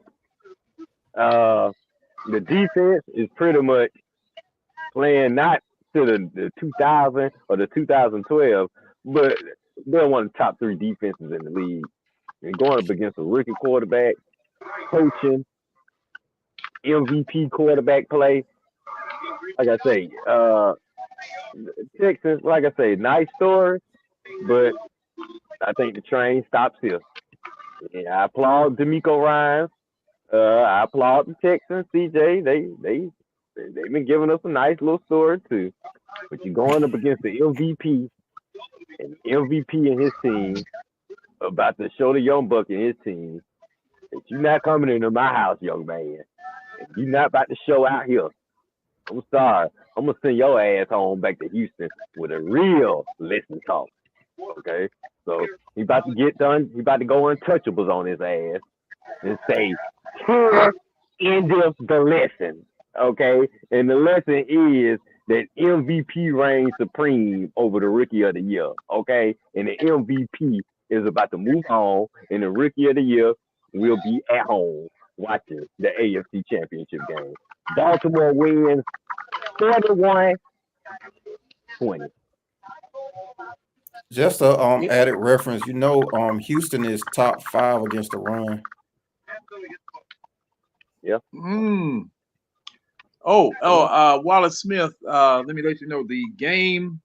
Okay, Houston and Baltimore. They got a 4 o'clock game. It's 4:30 on Saturday. 4:30 on Saturday. Ain't gonna even be with the sun out, so you still gonna have the sun out. Yeah, it's still gonna be cold. Yeah. It's gonna. The sun is just the sun is just gonna be light. Not gonna be no heat. It's just gonna be light. Well, Lamar can play in the cold. I think it said 20. CJ can do in the cold. Game time 28 degrees. Yeah, it's gonna now. Yeah, it's gonna be cold. Now, this last game we're gonna consider, it's student against student. LaFleur against Shanahan. Let me see, San Francisco. Woo! Now this one here, they know each other's playbook. They know each other's playbook. Now, and when you have people that have worked together like this on the offensive side of the ball and did what they did with a Matt Ryan while they were here. Woo! This gonna be the battle of the mad scientists. And I'm thinking that it's Jordan Love against Woo, that's another one. And I also think that this is another one of those, if not now, when games, because San Francisco has just been in the playoffs just about every year. They just there. When are they gonna get over the hump? And you got people that still call Kyle Shanahan Kyle Shittahan because and they, oh man, the hate is deep. I'm on the damn cast tonight. Yeah, the hate is deep. So the hate is real, bro. Yeah, the hate is real and the hate is deep. So, but you can't. Hey, you look, man. I'm telling you, you just can't. Got to give the devil his due. He's there and he's been there. He's been knocking on the door. Will this be the team that he gets back to the NFC Championship on this year? That's the question. And you gentlemen are the ones that's gonna have the answer. Cause see now, like I said, I ain't saying nothing else. Cause see now, I can't get news right. So I'm keep my mouth shut. I can't even get no news. No, we gotta hear you, John. Come on now. No, I don't. I defer to you guys. And I'm gonna start with Red. What you think? San Francisco, Green Bay, Jordan Love against Mr. Irrelevant. Now this is the game where I don't mind going out on a limb. I'm not the biggest Kyle Shanahan fan since he left here. And I, for one, am very happy he hasn't been able to get over the hump. Last thing I want for him to win a damn ring that's supposed to be our ring. He didn't win one for me, so I don't care if he never gets it. But you're doing your thing in San Fran. So, okay, you've established yourself as the offensive mind that you wanted to be. Good. So that means it really don't matter what happened in the playoffs. You'll be back next year. So cool. Won't be a lot of upheaval. Won't be a lot of families being uprooted. You know, jobs being lost, lives being lost. So what I'm gonna say is I am gonna go out on the limb. I'm a fan of the Love Doctor. I've been cheering for the Love Doctor since he started. Even in the game, they will play my team. Decent. You know, we came back and beat them in the end with Sorrow and Ritter and having a miracle fourth quarter. But like I say, the Love Doctor has been impressive these last few weeks. And honestly, San Fran is the most talented team and the most experienced team. I just got a feeling Green Bay is a team with a little momentum right now, especially after going into Dallas and beating the Cowboys, riding off that high. The defense feeling confident. I know Jordan Love confident, and I know that boy Aaron, what's the last name? Running back. Aaron Jones. Aaron Jones. I know that boy a little healthy. I know he's feeling ready to run. So John, I'm gonna go out on the limb in this one. I'm actually gonna take the underdog, the upset. Because I kind of want to see Green Bay and Detroit. So I'm gonna take Green Bay 24. Brock Purdy actually plays like Mr. Irrelevant. 17. 49ers. Brock Purdy have a few turnovers in this game that Green Bay take advantage of. Green Bay, they take care of the ball. They run the ball effectively. Jordan Love makes a few plays down the stretch, and Brock Purdy just can't get over that hump. Couldn't get over that hump last year, can't get over that hump this year. That's what's going to be going into the offseason. And Kyle Shanahan is going to have to answer all for it, baby. So get ready, Shanahan, because this press conference ain't going to be nice because Green Bay will be moving on to Detroit, and it'll be Green Bay and Detroit in the NFC Championship game, and all the 49er fans will be feeling let down as usual by Mr. Shanahan. But don't feel bad, 49er fans, because us Falcon fans know exactly how you feel. We don't feel sorry for you, though, but we do know how you feel. Are your emotions playing a role in this decision? Yeah. Okay. You had to ask. Did you really have to ask him that? I just wanted a public acknowledgement. That's all. I just want a public acknowledgement from him. Read the tea leaf. Hey, it's a wonder he didn't lie to you. Read the tea leaves. Look, he paved that road from Atlanta to Birmingham, buddy. He paved it. Okay. Hey, go ahead there, Ron. Since they done switched everybody up on it. C-Dub moved. Do y'all remember the movie Old Yeller? Yeah. Well, Green Bay couldn't be like Old Yeller. They couldn't put Shanahan out of his misery. Oh, okay. You and me, buddy. Yeah. Green Bay, that defense, what they did to Dallas, they finna be all over the 49ers. What you think about that, Keely? I ain't the only one. I think both of y'all high. I think both of y'all high as a kite. That's what I think. No, but what Green Bay did to Dallas, that let me know Green Bay finna hit them where it hurt at, in the mouth. They do run the ball, they do throw the ball, and they do protect their quarterback.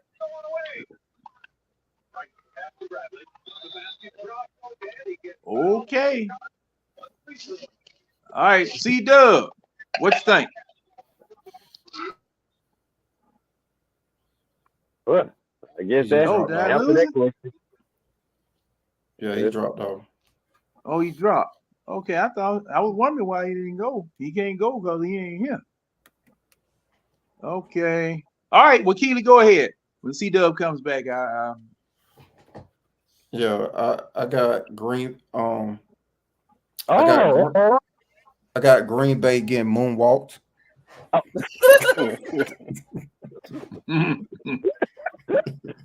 way to set me up. They get moonwalked, boat raced, mollywopped, what other adjectives y'all need. That's what's happening to them. Yeah, maybe. Yeah, I don't even think this is a discussion. Whatever the spread is, add another touchdown on top of it. What's the spread? 9? Add another touchdown on top of it. But they're gonna win by 16. Hey man, it's going.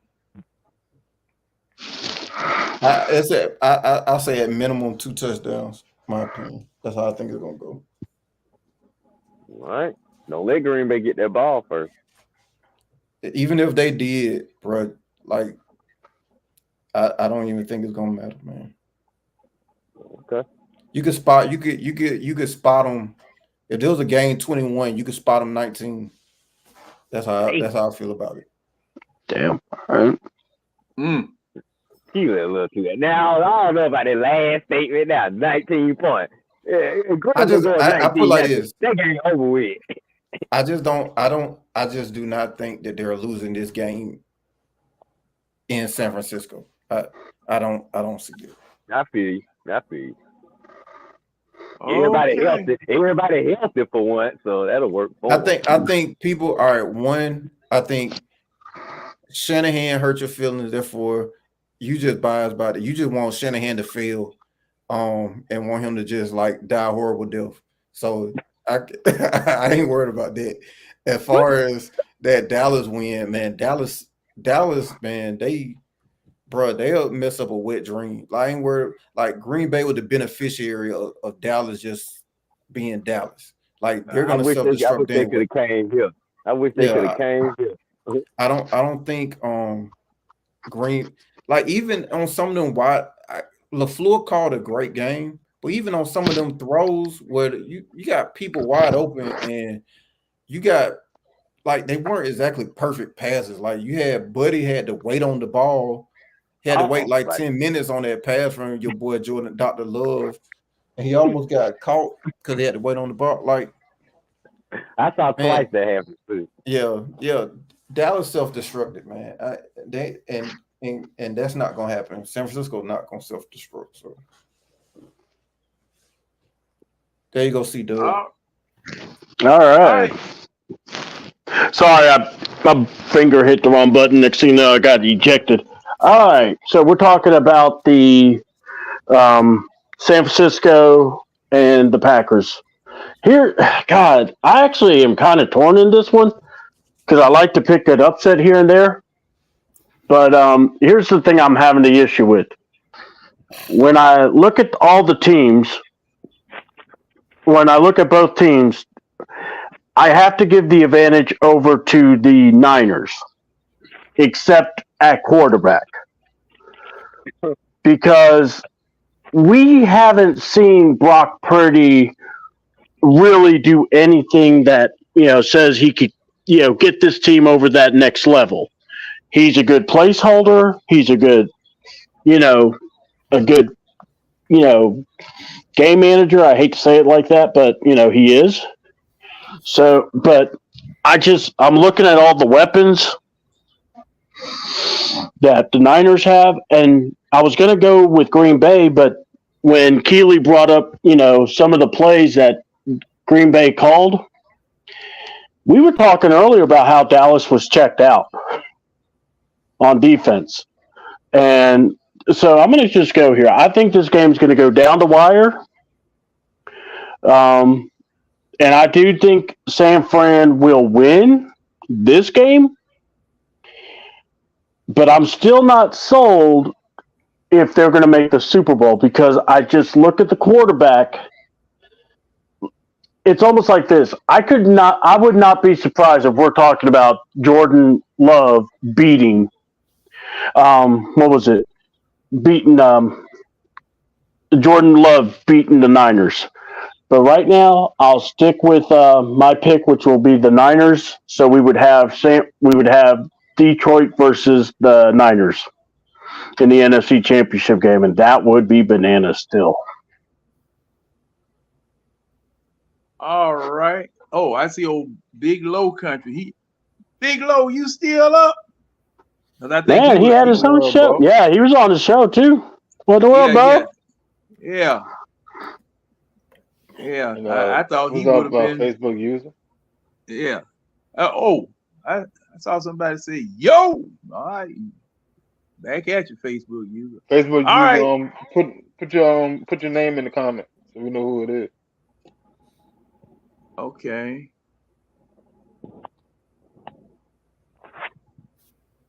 All right. Hey Winston, your turn. What you got? Who you got? Easy. 49ers, man. 49ers.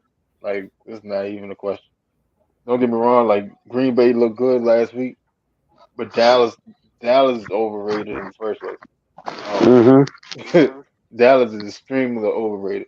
Then they playing an actual team, and that like you're not gonna have no wide open wide receiver just running around out there like they did against Dallas. That's dead. So I got 49ers 27-17.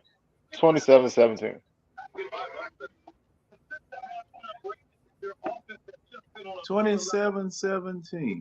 Now, I forgot to ask this question. And I have to ask it. And I should have been asking it all along. But then again, I did ask it on the other side, on the AFC side. And since you don't have but one team that's going to have a bye week now, that the wild card is a wild card tournament now. Does the layoff, does the bye affect the 49ers? Yeah. I say yeah. Yeah, I think it'll throw off a little timing, but they can get it back. I said a little bit. It depends on the team. It depends on the team, and it depends on the coach. And if you sit there and let them sit back during that bye week for majority of the week, trying to get everybody healthy and all that, trying to minimize it to game week, yeah, you can be sluggish. But like if y'all put it in work like y'all supposed to, I ain't gonna say that you will come out firing on all cylinders. Like that's dead because you haven't been playing football in 2 weeks. You can be sluggish, but I don't know. I think it's more to the coaching preparing the player, keeping them motivated and in tune, instead of letting them take it as we got a break, like it's vacation time, and then we can come back and play some football. No, you can't do that. There's enough veterans in that locker room, man. Like they've been here, done that. Like there's enough veterans in that locker room. They'll be straight. I think. I'm gonna say no, even though I picked. My bad. Turn TV down. I'm gonna say no. Leaning to a key point, being that it been here before, so it's not gonna be no layover effect because pretty much the same team was here last year, minus Brock Purdy get hurt, so they'll be ready. I just think the Packers will be ready too, and it'll be a better game than most people anticipate. It ain't gonna be no moonwalk, no hammer time.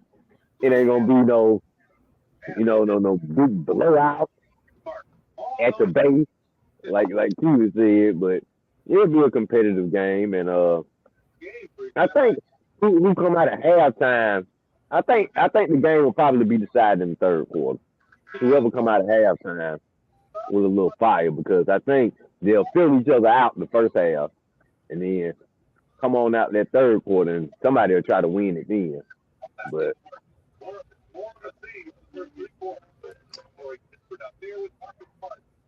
all right.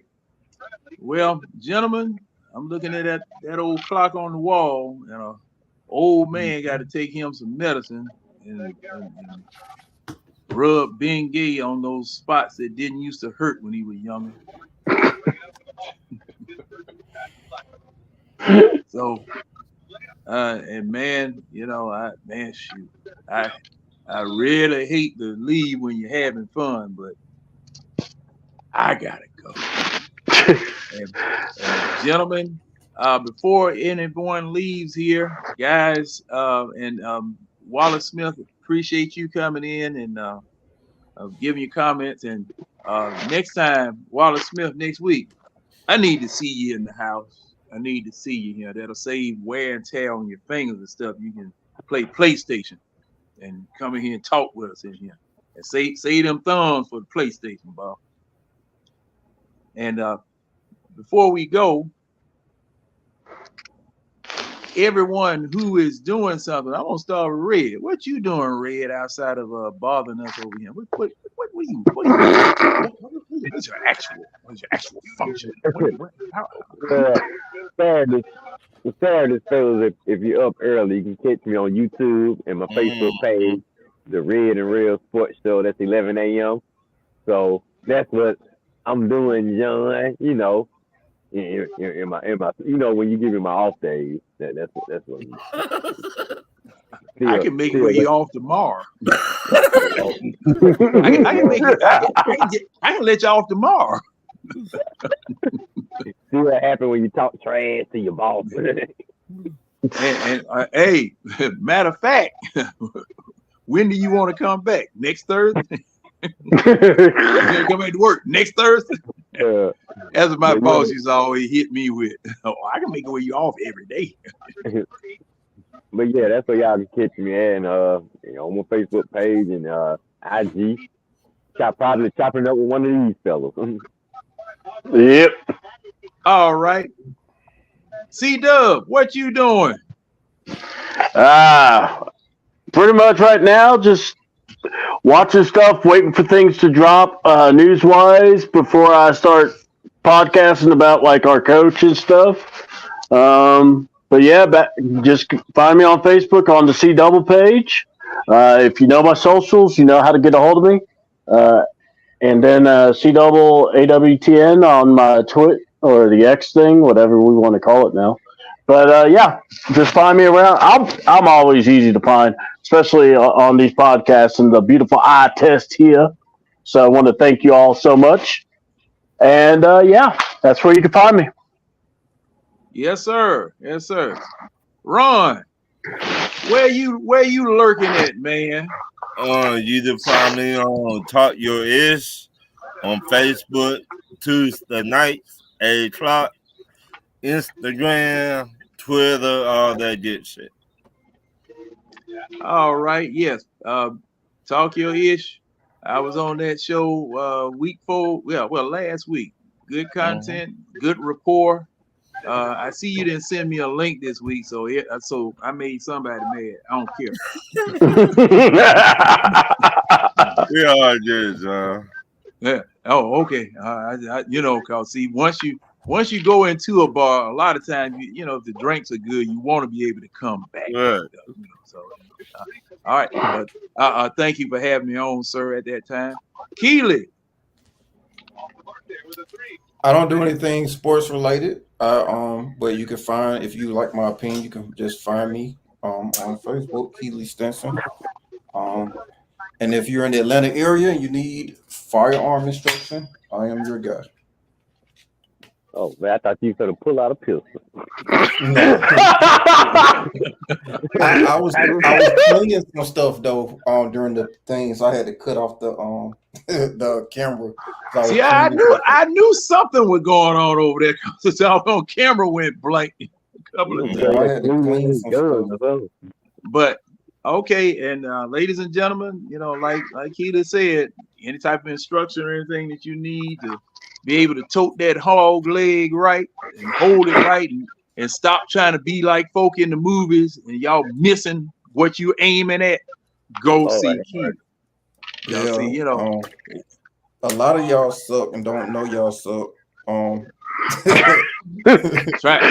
to look like you, true. You in the movies and stuff. Wanna hold the gun sideways and drop it.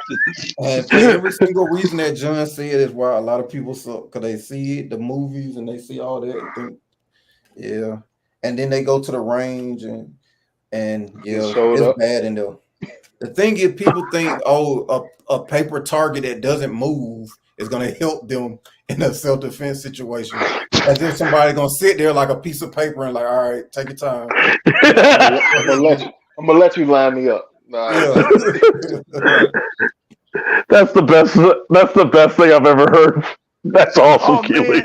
Man, one Saturday night, I'm gonna tell this right quick. One Saturday night, my dad used to cut hair down on Auburn Avenue, and Saturday night at 4th Street at the Rib Shack, right up under 75 and 85 down there, two jokers got to shooting, and they weren't no more than 5 feet from each other, and they missed all 6 times and ended up throwing the guns at each other and bust each other in the head with the guns. Yeah, damn shame. Doggone Saturday night special. Lop, lop, lop, lop, lop, lop, lop, lop. You motherfucker. I'm gonna get your ass one way or another. Hey, man. You might even take your ass home. Man, I'm just saying. Hey, Winston, where I'm gonna find you at, man? Right here. Right here next Wednesday, 10 o'clock. Catch me on Facebook, Winston Thornton. Catch me in Atlanta Bird Game. You catch us in the Eye Test Facebook group. And we be here. John, where can we find you? Yeah, John. Atlanta, Georgia. You know, I'm kind of mad you did find me, because I was hiding. So that makes me now I know I ain't doing such a good job of camouflaging myself.